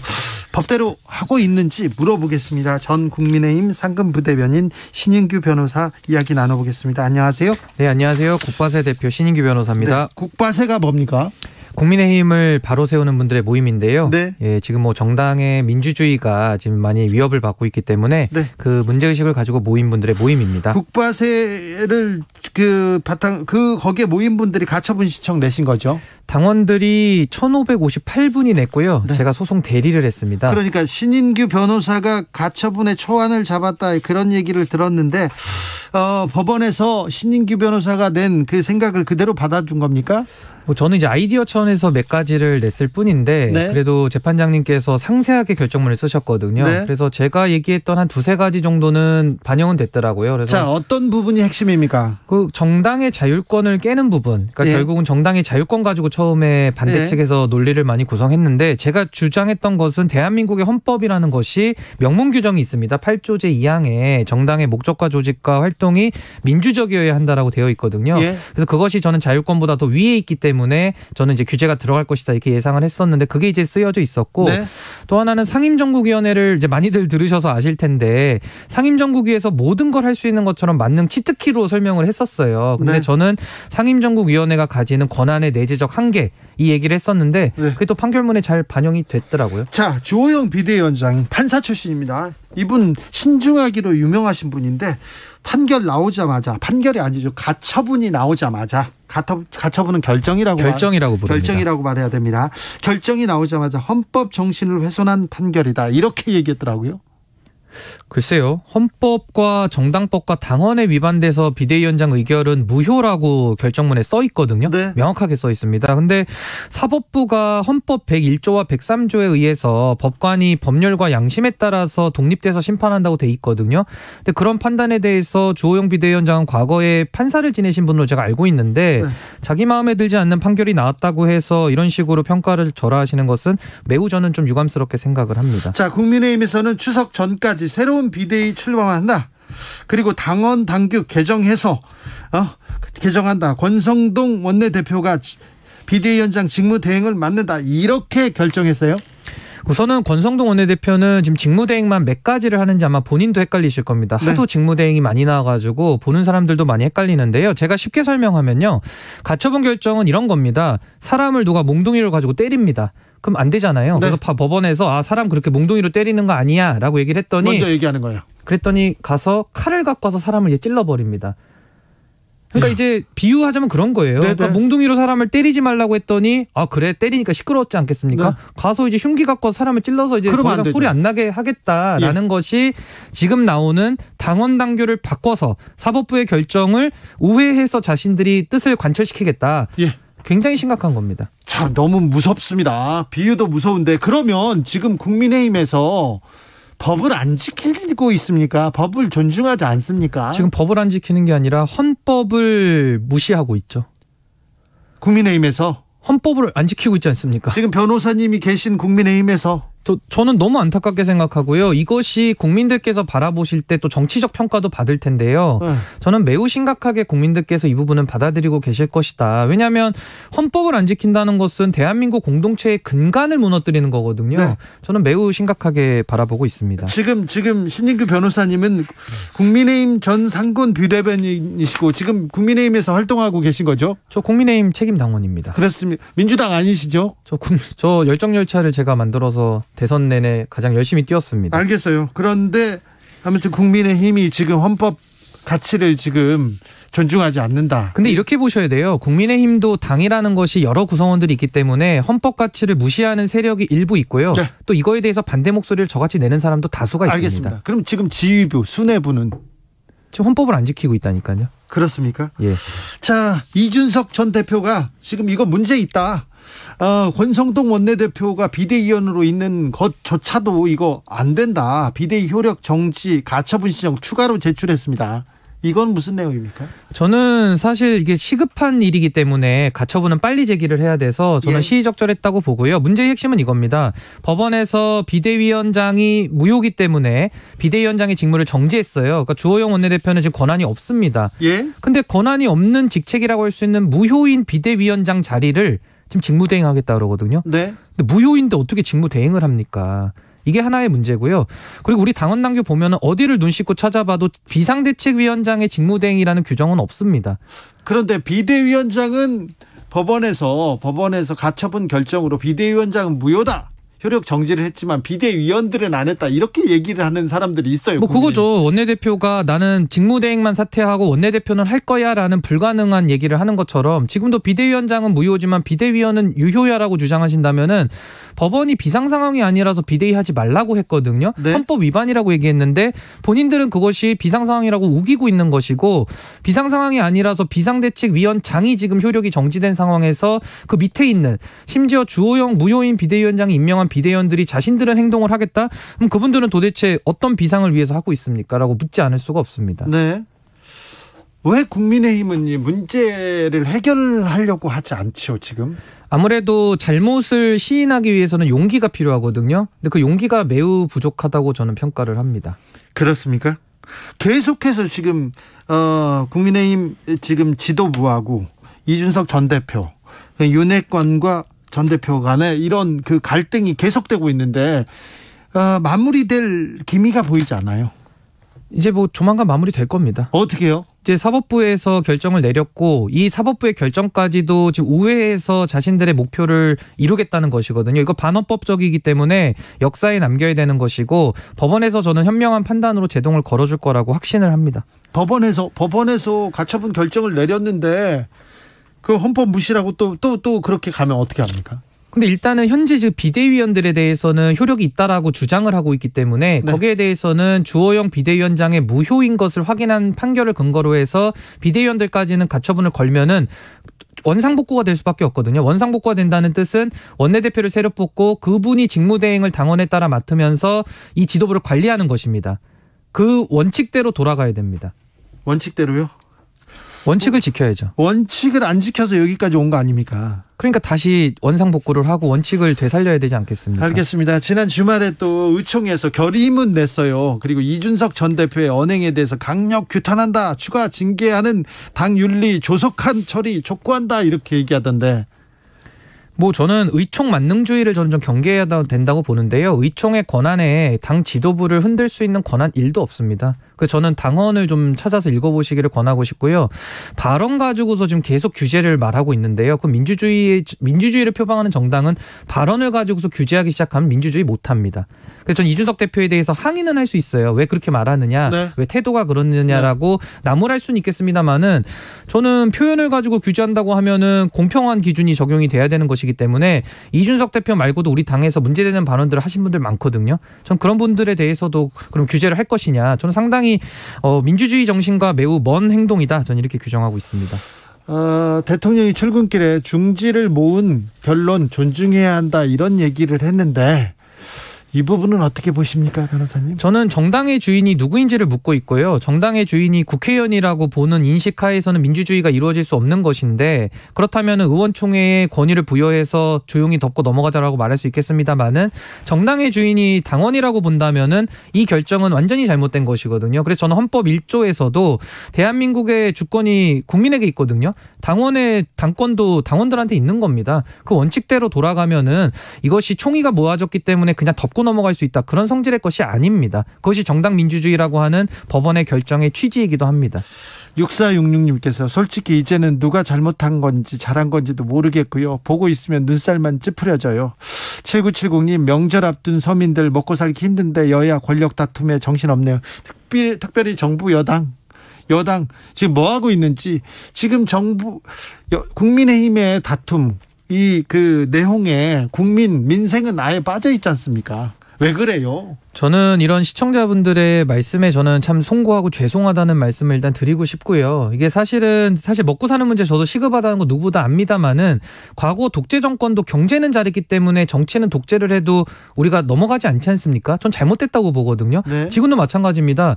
민생이 급하다고 해서 이 정당 민주주의가 말살되는 거의 정당 독재 수준인데 네. 이것을 허용하기 시작하면 우리의 정치적 자유와 헌법이 보장한 기본권들은 저는 영원히 말살될 것이다. 그래서 전 이 부분에 대해서 문제 제기를 초장해야 된다고 봅니다. 1750님 누굽니까? 국민의힘이 이런 분이 있었나요? 신인규 전 국민의힘 상근 부대변인이었습니다. 지금은 전이 됐죠. 네, 전입니다. 앞으로 이 문제 어떻게 풀어야 됩니까? 어떻게 정리해야 됩니까? 저는 모든 것이 세상 일이라는 것이 사필귀정이라고 보고요. 결자 해지라는 말이 있습니다. 네. 그러니까 문제를 일으킨 사람들이 문제를 해결하고 거기에 따른 책임을 지면 됩니다. 근데 지금은 고집을 부리기 때문에 이 부분에 대해서는 저는 국민 여론이 그걸 용납하지 않을 것이다 이렇게 생각하고 있습니다. 구체적으로 어떻게 해야 됩니까? 조금. 지금 일단은 비대위는 해산이 돼야 되는 것이고요. 무효인 비대위이기 때문에 의미가 없습니다. 과거 최고위원회가 작동할 수 있도록 보궐선거를 통해서 최고위원을 세워야 되고요. 그 지도부가 이 당을 관리하는 것이 현재 민주주의를 지키는 길입니다. 네. 이준석 전 대표는 앞으로 어떻게 한답니까? 뭐 이준석 대표는 언론 인터뷰를 이제 줄이고 아무래도 지역에서 지금 뭐 활동을 하고 있다라고 듣고 있는데 어쨌든 법원을 통해서 지금은 사실관계가 바로잡혀지고 있기 때문에 저는 법원의 판단을 존중하는 태도로서 저는 지금처럼 하는 것이 저는 좋다 이렇게 봅니다. 네.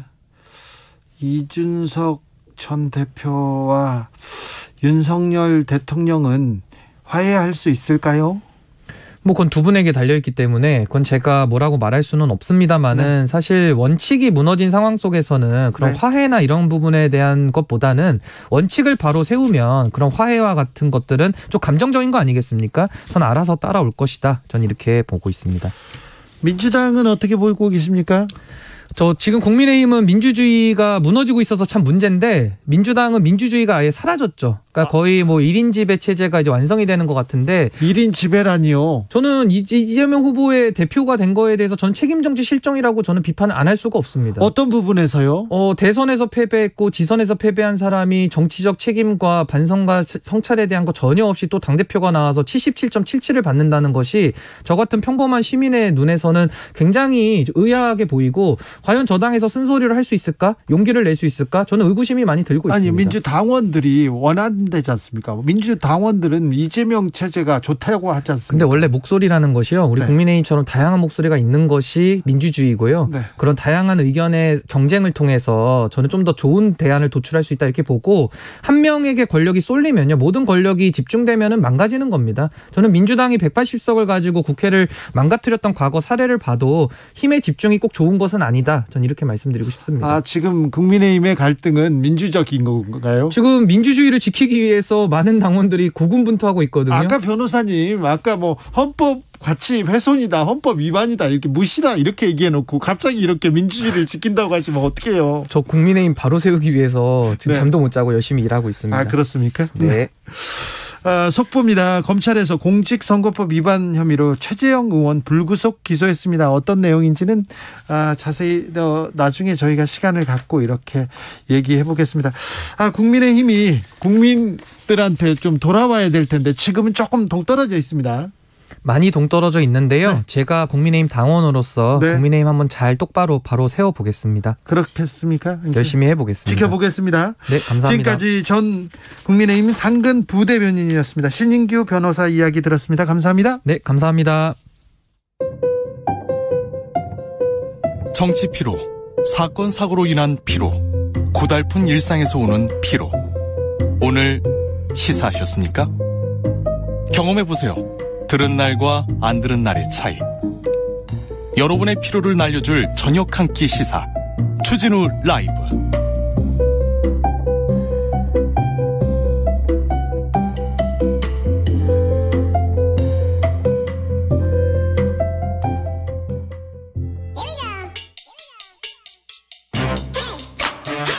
뉴스를 향한 진지한 고민, 기자들의 수다. 라이브 기자실을 찾은 오늘의 기자는 은지옥이요. 시사인 김은지입니다. 오늘 준비한 첫 번째 뉴스부터 가볼까요? 네, 오늘 오석준 대법관 후보자에 대한 청문회가 열렸습니다. 지금 청문회 열렸죠. 자, 윤석열 대통령이 지명한 첫 번째 대법관 후보입니다. 네, 그렇습니다. 김재영 대법관의 후임 자리에 들어가게 되는데요. 네. 또 이제 윤석열 대통령과 서울대 법대 재학 시절부터 동문이어서 친분에 대한 이야기들도 오늘 굉장히 질문이 여러 번 나왔습니다. 네.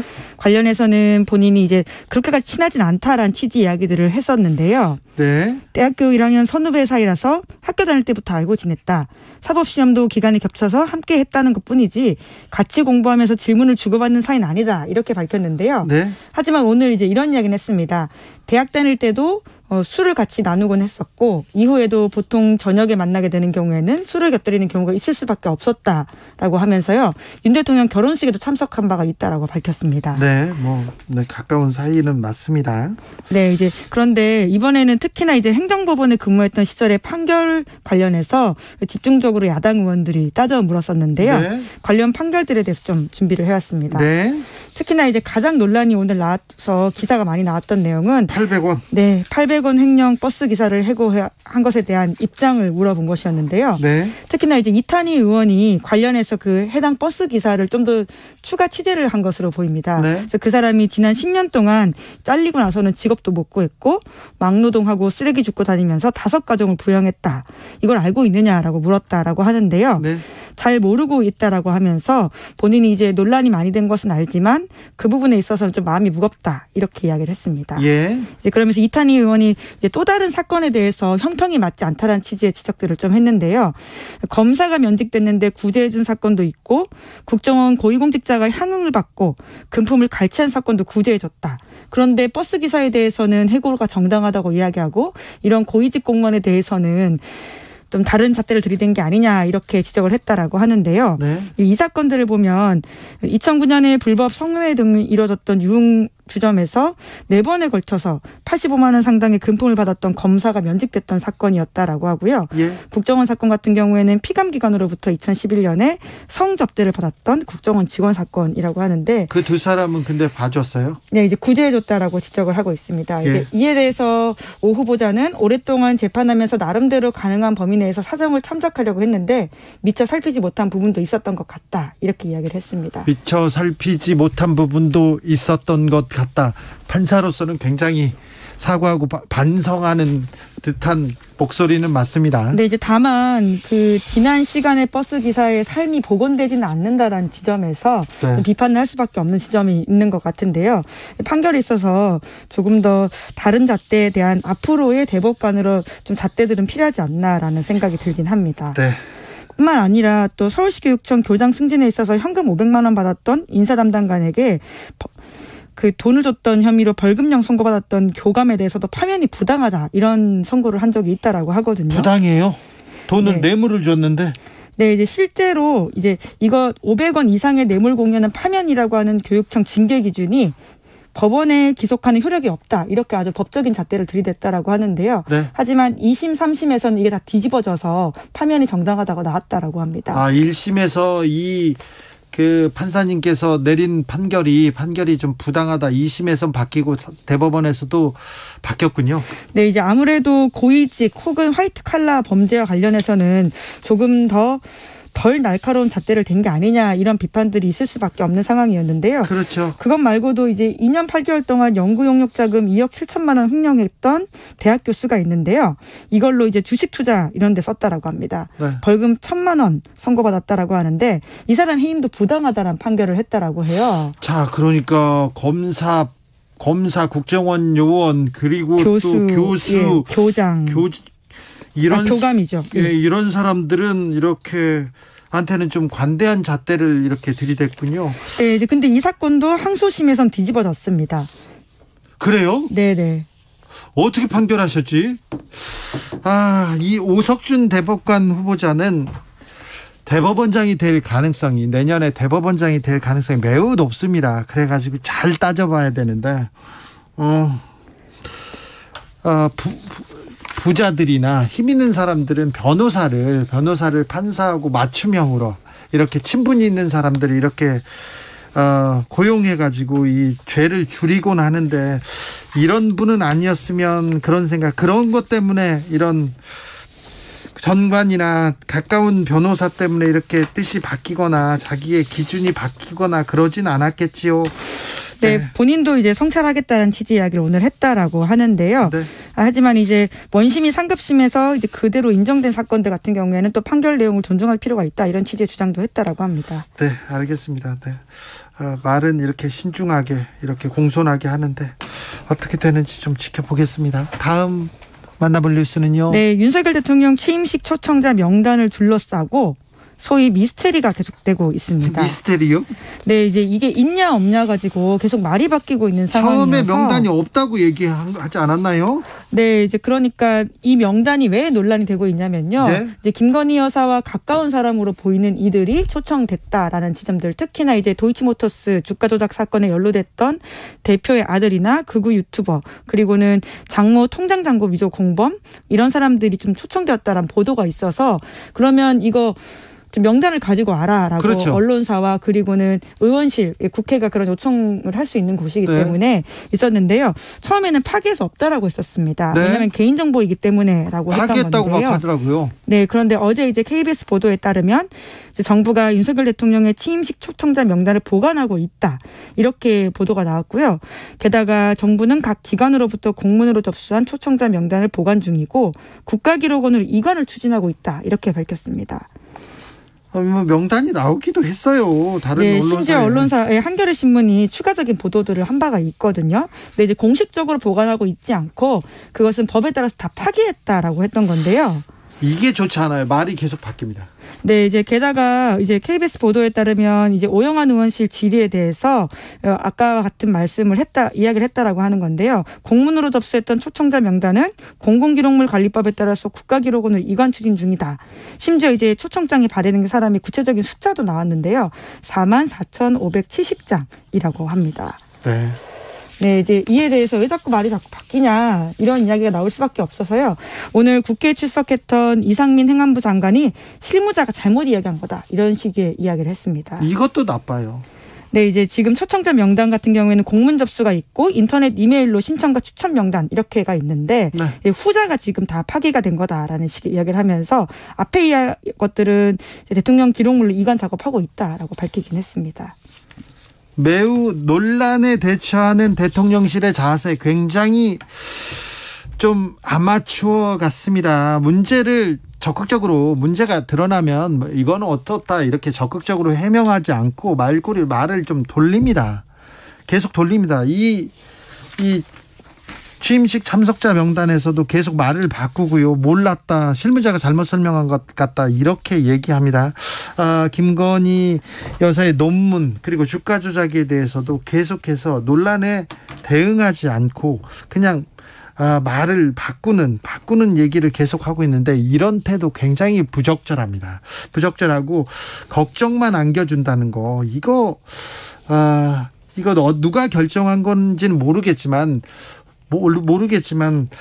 굉장히 좀 대통령과 주변 사람들한테 부담 주고 있습니다. 네, 굉장히 좀 능력이 없는 분이 이 자리에 있는 것 같다 이런 생각 해봅니다. 다음 뉴스로 가볼게요. 네, 미국 백악관 트위터가 세계적으로 화제가 됐습니다. 어떤 내용입니까? 예, 일종의 미국식 내로남불을 백악관 공식 트위터 계정에 나서서 저격을 했기 때문인데요. 뭐죠? 네, 소재가 학자금 탕감 관련된 정책입니다. 네. 바이든 정부가 역대 최대 규모의 학자금 대출 탕감을 하겠다 이런 계획을 세운 바가 있거든요. 예. 예, 그러자 공화당 의원들이 이에 대해서 비판을 했습니다. 네. 그러자 백악관 트위터가 나서서 그 의원들의 이야기를 하나하나 리트윗하면서 이 사람들도 이제 과거에 이렇게 비탄감을 받은 바가 있다라는 것을 알렸는데요. 네. 그러니까 네가 하면 비탄감이고 내가 하면 문제가 되는 거냐 이런 취지의 공격을 한 것이죠. 네. 네, 이제 특히나 이제 백악관 같은 경우에는 과거에 해당 의원들이 급여 보호 프로그램 대출로서 거의 2억 4천만 원 가까이 탕감받았다. 그러니까 자기는 혜택 받아놓고 왜 비판하냐 이런 식의 이야기를 한 건데요. 이 급여 보호 프로그램 PPP 대출이 뭡니까? 예, 트럼프 행정부 당시에 코로나로 타격을 입었던 중소기업과 자영업자를 위한 제도인데요. 네. 대출금을 직원급여 등 일자리 유지에 활용하면 상환을 면제해주는 상황이었습니다. 네. 그러니까 뭐 학자금과 그리고 자영업자 이것만 다를 뿐이지 본질적으로는 탕감이란 차원에서 같다라고 볼 수 있는 건데요. 네. 이 사람들은 자기가 해놓고서는 또 이게 왜 불공정하냐라는 식으로 백악관에서 일정 부분 공격적으로 대응을 한 건데요. 이것들에 대해서는 굉장히 반응이 좋았습니다.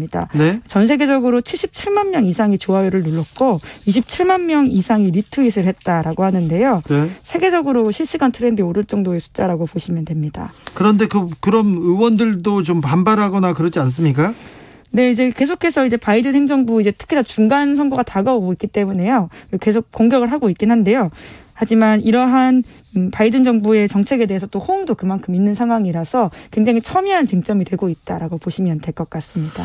그래요. 중간 선거 앞두고 이런 정책적인 이런 논쟁은 바이든한테 좀 도움이 될 것도 같아요. 바이든이 반등의 분위기를 타고 있는지 좀 지켜봐야 되겠습니다. 네, 아직 11월 달이어서 시간이 좀 남아있긴 한데요. 네. 경제적인 부분이 좀 잡히고 그리고는 이런 정책적인 부분으로 쟁점이 선다면 나쁘진 않을 수도 있지만 여전히 불리한 상황이 있는 건 맞는 것 같습니다. 그러니까요. 그러니까요. 예, 수성하는 게 원래 어렵잖아요. 네. 예.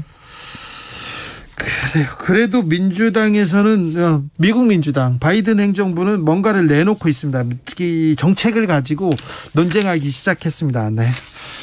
우리도 그래야 될 텐데 우리는 아직 그렇지 못하고 있는 것 같습니다.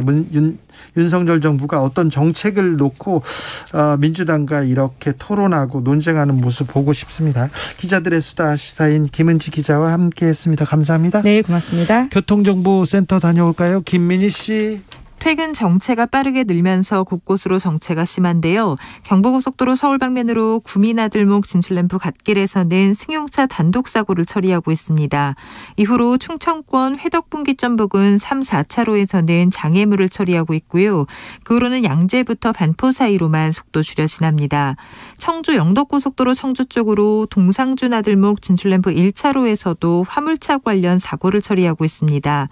평택 시흥고속도로 시흥 쪽으로는 마도분기점에서 송산마도 사이로 12km 구간에서 더디게 지납니다. 영동고속도로 인천 쪽으로 신갈분기점 부근 5차로에서는 고장난 화물차를 처리하고 있고요. 더 가서는 동수원에서 광교터널 사이와 부곡에서 반월터널 부근, 다시 월곡분기점에서 영동선 시점 사이로 더디게 지납니다. 그 밖에 서울시내 강변북로 구리 쪽으로는 원효대교부터 암사대교 사이로 긴 정체 이어지고 있습니다. KBS 교통정보센터였습니다.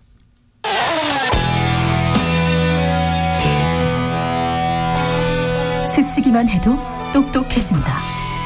드라이브 스루 시사 주진우 라이브.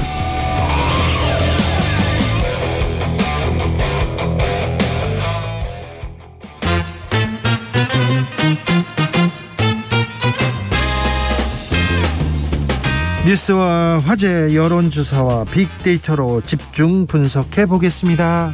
여론과 민심. 이강윤 한국사회 여론연구소 소장 어서 오세요. 안녕하세요. 전민기 한국인사이트 연구소 팀장 안녕하세요. 네, 반갑습니다. 네, 가을이 왔어요. 네. 소장님은 안 추우세요? 춥습니다. 추운데 이렇게 반팔. 네, 젊습니다. 좋아요. 네. 윤석열 대통령이 지난주였습니다. 대구 서문시장 방문했습니다. 예. 근데요, 며칠 후 보니까 이준석 전 대표도 대구를 찾았더라고요. 지금 경상도에 있더라고요. 네. 대구도 찾고. 네. 보수당에서는 무슨 일만 있으면 일단 대구에 갑니다. 예. 네. 거기가 1번지이고. 네. 또 가면 고향이라고들 느끼실 거고. 네.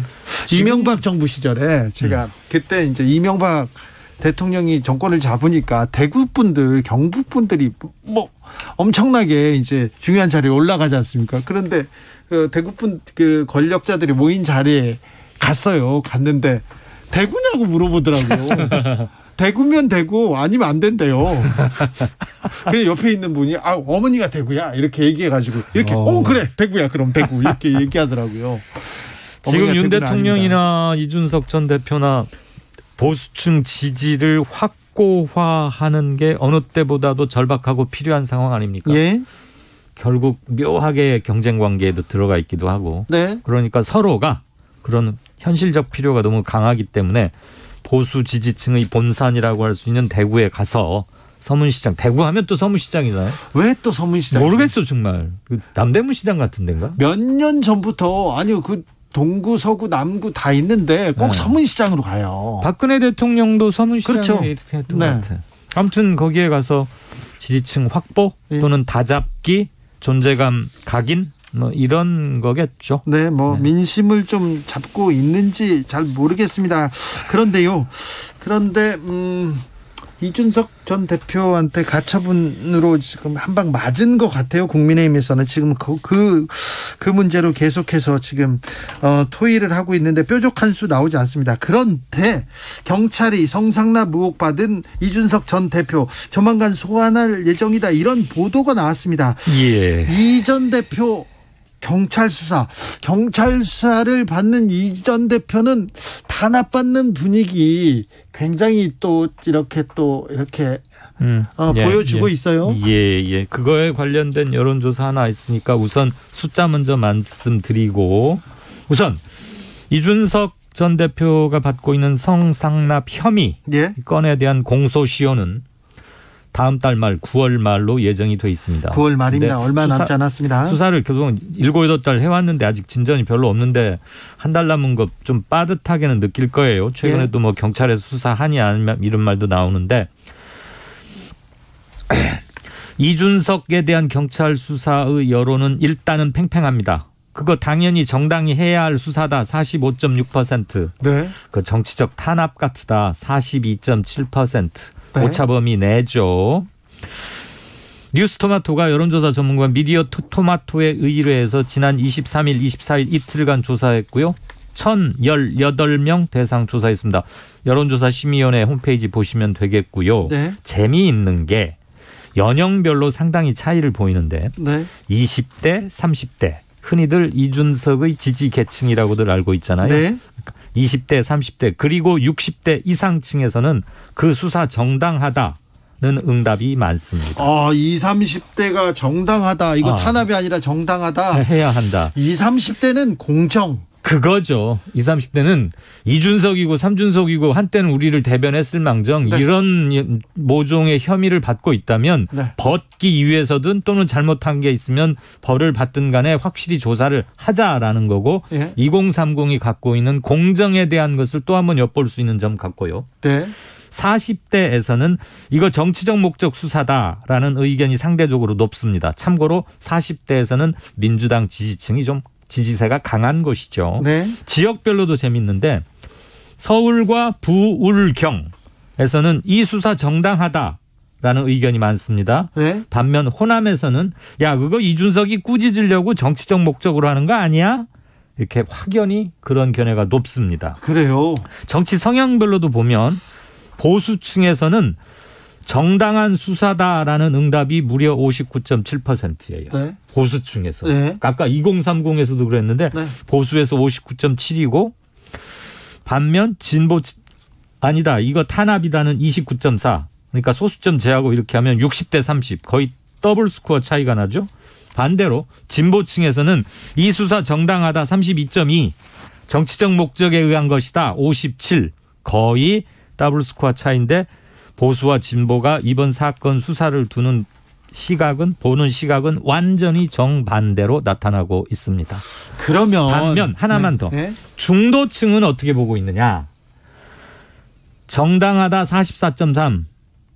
이거 정치적 탄압 같아 42. 우열이 도저히 네. 구분이 불가능한 팽팽함입니다. 그렇다면 보수층, 국민의힘 지지층에서는 빨리 이준석 논란, 이준석 리스크가 사그라들기를 바란다. 그렇죠. 빨리 잠재우고 싶은 거고 아무래도 이준석을 좀 꾸짖거나 네. 너 때문에 당이 힘들어지고 있어라고 생각한 분들이 좀 많다고 유추할 수 있죠. 네.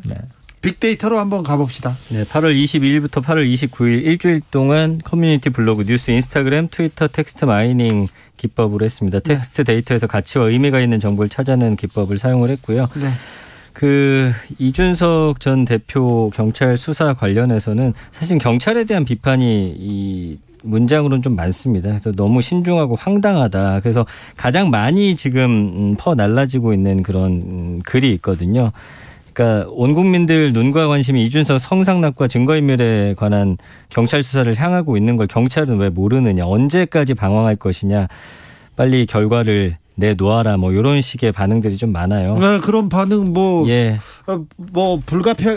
그런 반응이 나오는 게 당연합니다. 어찌 보면. 몇 달 전부터 빨리 결과 내오라고 했죠, 사실. 그렇죠. 빨리 결과를 내야 이 갈등을 좀 정리할 거 아닙니까? 일단은 뭐 지지하느냐 지지 않느냐 하지 않느냐는 아까 이제 뭐 그런 식으로 의견이 나오겠지만 일단은 좀 너무 결과를 봐야 우리가 판단을 할 텐데 그게 안 나오고 지지부진하니까 경찰에 대한 좀 비판이 좀 상당히 많이 나오고 있는 상황이네요. 네. 제 기억으로 일선 기자 때를 포함해서 제 기억으로 또 우리 주진우 기자도 사건 기자 많이 하셨지만 단일 사건으로 이렇게 오랫동안 수사하고도 진전이 거의 없는 사건은 전 처음 봅니다.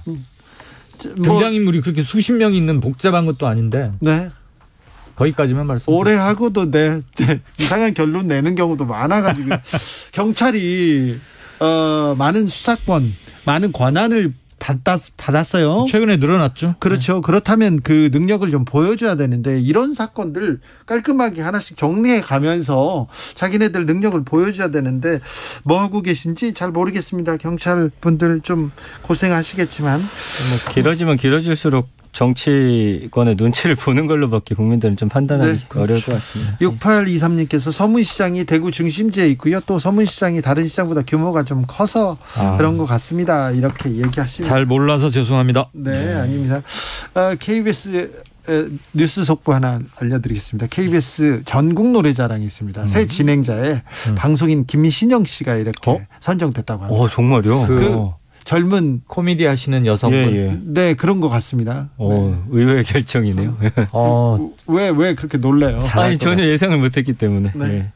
자, 민주당으로 가볼까요? 민주당 전당대회에서는 어대명 이재명 후보가 압승을 거뒀습니다. 이 부분은 빅데이터는 어떻게 분석하고 있습니까? 그 이재명 대표 당선과 관련해서 지금 뭐 77%의 긍정이 나오고 있습니다. 네. 압승, 진심이다, 최선을 다했다, 최고다, 이런 1위를 차지하다, 지지한다. 지지자들이 지금 열광하고 있습니다. 맞습니다. 그 반면에 이제 부정은 실패했다, 논란, 뭐 옥의 티다. 라고 해서 좀 투표율 저조한 게 좀 옥의 티라는 그런 글들이 좀 많이 나오는데 어쨌든 어대명 그 키워드와 관련해서 일단은 됐잖아요. 그 부분에 대한 좀 환호가 좀 많이 나오고 있어서 긍정이 77% 가까이 나오기 쉽지 않은데 일단은 좀 믿고 가자 이런 분위기가 좀 많이 나오고 있네요. 득표율도 77%였는데 긍정도 77%. 그러네요. 네. 결집합니다. 네, 결집하죠. 이 문제는 뭐 좀 변수가 있습니까? 당심이나 민심이 거의 차이가 없었어요. 네. 어제 현장에서 도종환 의원이 발표한 숫자를 전 메모하면서 방송하다가 메모하면서 봤는데 야, 참 신기할 정도로 뭐 여러 가지 것을 믹스했잖아요. 뭐 무슨 대의원 조사, 권리당원 조사, 국민 여론 조사, 일반 당원 조사 뭐 복잡했는데 한두 사람만 빼고는 거의 뭐 0.몇 퍼센트 포인트 차이밖에 안 나게 쭉 나와서 당심과 민심이 이제는 거의 일치하는 분위기다. 당심과 민심 괴리됐다고 하는데 민심에서도 압도적인 승리를 거뒀어요. 예, 그래서 물론 일부에서는 이재명 지지자들만이 적극적으로 투표에 참여했다 하는데 서령 투표권이 없거나 투표를 외면했던 사람들에게서도 이번 전당대회에서는 어떤 체제로 가야 하는지에 대한 생각에서는 크게 차이는 안 난다. 다른 대안은 없다고 생각했습니다. 그게 맞겠죠. 네. 아무튼 뭐 당심과 민심은 매우 고르게 분포됐다고 볼 수 있습니다. 네. 환율이 오늘 또 올랐어요. 증시는 또 떨어졌고요. 환율이 오른다고 하면 금리도 오른데다가 환율이 오른다고 했으면 물가 오르겠다. 추석 물가 걱정이다. 이런 얘기 계속 나올 텐데 좀 민생 이런 그 환율 이런 증시 관련된 빅데이터는 어떻게 읽힙니까? 네, 이번 주에 45,000건 언급이 됐거든요. 환율 관련해서 그 뭐 키워드 자체는 뭐 주가라든지 물가 그리고 인상, 경제 이런 단어죠. 가격.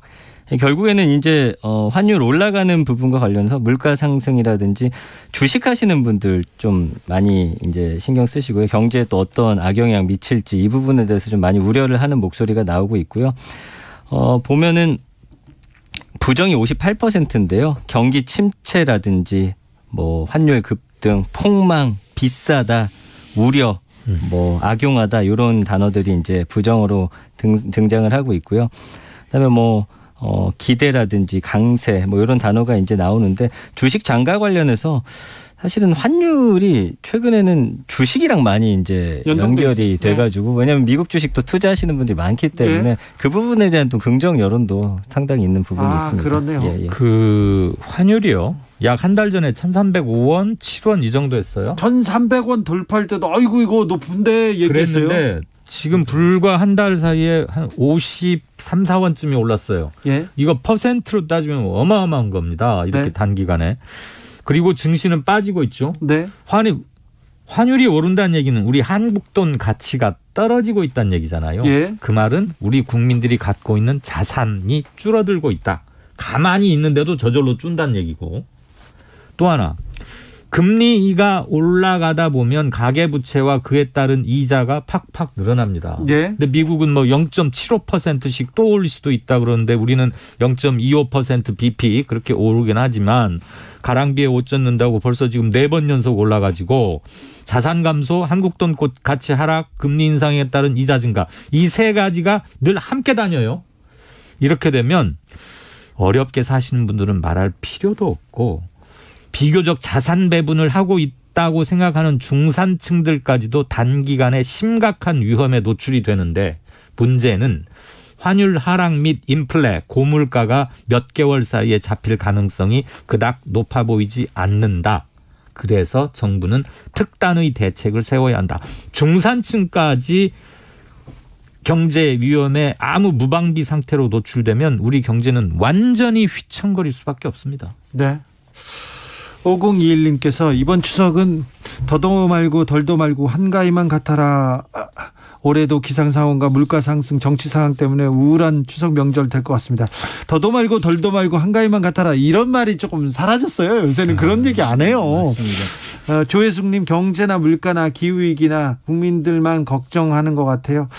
정부나 정치인들은 전혀 신경도 안 쓰는 것 같습니다. 자기들 자리 싸움이나 하고 남 욕이나 하고 답답합니다. 생각해보니까 그래요. 생각해보니까 정치인들 만나면요, 누가 문제다, 어떤 사람이 문제다, 어떤 계파가 문제다, 그런 얘기만 하지 국민 민생은 이렇게 좀 관심이 있나, 이렇게 생각이 들어요. 김상민님, 손은 누가 키우나, 민생은 누가 챙기나, 정치가 실종됐어요. 요즘처럼 정치가 실종됐다고 이렇게 정치를 찾아야 하는 그런 상황, 이런 식이 별로 기억에 남지 않습니다. 없었죠. 네. 일단 민주당 입장으로 보자면 3번의 큰 선거를 연패했는데 그 정치적 허탈감이나 실패감이나 상실감이 굉장히 큰 채 이제 겨우 새로운 리더십을 만들긴 했지만 네. 그래서 앞으로 어떻게 할지가 중요한 거고 이긴 여당 국민의힘 입장에서 보면 의욕을 가지고 네. 중요한 정책 한두 개를 내걸고 지금 중요한 건 두말할 필요 없이 우리 돈 가치 하락 방금 전에 우리 얘기한 경제 관련 네. 그거에 대해서 쥐어짜서라도 뭔가를 내놔야 되는데 그만 무슨 가처분 해가지고 주호용 이거 안 돼. 누구도 안 돼. 그러니까 이준석은 또 뭐 비대위원들 또 가처분 신청 내고 막 이러니까 정말로 소가 어디 있긴 있습니까 지금. 이게 지금 미디어 환경 자체가 뭔가 어떤 정책이라든지 뭔가를 잘했을 때 네. 얻게 되는 효용감보다는 상대를 깎아내리고 상대가 헛발질했을 때 그 반사이익이 훨씬 좀 많은 구조예요. 그렇죠. 뭐 SNS도 그렇고 그러다 보니까 사실 정치권 자체도 여기에 좀 몰입이 돼 있습니다. 언론 자체도 그렇고요. 네. 이게 좀 프레임 전환이 좀 필요한데 국민들이 그 관심 가져야 되는데 또 국민들은 욕은 하면서 또 싸우는 걸 또 계속 보신단 말이에요. 그걸 오히려 더 재밌어 하시고. 그러니까 이게 좀 말이 앞뒤가 안 맞는 좀 부분도 저는 있는 것 같습니다. 1차적 책임은 두말할 필요 없이 정치권에 있다고 봅니다. 예. 서로가 자체 컨텐츠가 없어요. 네. 브랜드 정책도 없고 그다음에 정치인들이 모여서 맨날 니 탓 남 탓만 하는데 그거 다 재선 눈앞에 그것만 생각하니까 그러는 거예요. 예. 근데 앞으로 선거 2년쯤 남았거든요. 지금부터 뭘 어떻게 하는가가 자기 실질적인 선거운동인데 계속 누구한테 줄 서야 되냐, 누구 쪽으로 가니, 어떻게 해야 돼, 정치가 어떻게 분화될 것 같아, 국힘은 뭘로 쪼개질까, 민주당은 어떻게 될까. 백날 그러고 있어봐야 무슨 그 머리에서 무슨 정책이 나옵니까? 백날 그러고 있다가 이제 첫날 또 그렇게 얘기할 거예요. 걱정 마시고요. 방금 전에 최재형 국민의힘 의원이 불법 선거운동으로 재판에 넘겨졌다, 기소됐다고 이렇게 보도해 드렸는데요. 네. 이분께서 대구 서문시장을 만나서 마이크를 들고 정권 교체 해나가겠다 이렇게 선거운동을 했다고 합니다. 선거 기간이 아닌데 마이크 유세한 것은 법에 걸려서 선거법 위반으로 기소됐다는 얘기 전해드립니다. 김기현 국민의힘 의원이 이재명 대표 되자마자 이렇게 떳떳한 당대표 되려면 직접 해명해라 이러면서 이재명 대표 이렇게 직격했습니다. 이재명 대표와 김혜경 씨 리스크 계속 나오는데 이 부분은 어떻게 될 것 같습니까? 계속적으로 제기가 되겠죠. 소환도 이미 부인 김혜경 씨는 소환했고요. 네. 원칙대로 팩트만 가리는 수사라면 누구라도 마다할 정당한 이유는 없을 겁니다. 예. 잘잘못이 있으면 가서 가리면 되는데 네. 이재명 대표 부인 김혜경 씨 법인카드 부정 사용 의혹에 대해서는 여론조사를 아까 같은 미디어 토마토 뉴스토마토가 했는데 보니까 국민의 절반가량 50.8%는 경찰 수사를 부인이 지고 있는 법인카드 부정사용 혐의에 대한 정당한 수사다라고 국민 둘 중에 한 사람은 얘기를 했고요. 예. 이거 정치적 탄압이 있는 것 같아. 대선 때 경쟁자여서 막 일부러 수사 막 하는 거 아니야라는 의견은 40.9%. 그러니까 약 51대 41꼴로 네. 오차 범위는 벗어나서 정당한 수사라고 보는 분들이 좀 많습니다. 네. 8월 넷째 주. 이것도 연령별로 재밌는 게 20대, 30대, 60대 이상에서는 이 수사 정당하다. 40대는 이거 정치적 탄압이다. 50대는 오차 범위 안에서 두 의견이 아주 팽팽했어요. 네. 우열을 못 가려요. 그러니까 세대별로 견해가 확 달라요. 네. 이게 이제 그 특정 정치인의 이름을 뺀 사안 중에서 정치 이슈로 가장 많이 이번 주에 언급된 거예요. 그러니까 법인카드 유용 의혹 관련해서 6만 건 정도 국민들이 관심을 갖고 있는데 지금 빅데이터 분석 결과 부정률이 46.6% 수준입니다. 그러니까 나라에 돈이 없는 게 아니라 도둑이 많다. 부정적인 여론이 아까 이제 대표가 당선된 거에 대한 긍정이 높잖아요. 네. 이 부분은 부정이 뭐 아주 미세하게 높긴 하지만 이 부분을 아마 계속해서 공약을 하지 않을까. 국민들이 좀 반응하는 사안이기 때문에 네. 이건 계속되지 않을까 싶습니다. 사법 리스크가 시작된다고 봐야죠. 됐죠. 네. 이미 소환 수사했어요. 소환됐고 그 다음에는 또 대표 이재명 대표에 대한 직접적인 수사가 FC 건, 백현동 건, 대장동 건 등등등이 있죠. 네. 그 옆집을 선거 캠프로 비밀리에 사용했다는 것은 혐의 없음으로 결론이 나왔더군요. 결론 나와서 이렇게 발표했습니까? 네, 나왔어요. 네. 오늘 속보예요. 네. 이 내용도 또 들어오는 대로 자세히 저희가 분석해 드리겠습니다. 예. 대통령실에서는 지금 계속해서 비서관들을 내보내고 다시 좀 추스르려고 하는 것 같아요. 예. 그 부분 어떻게 보시는지요?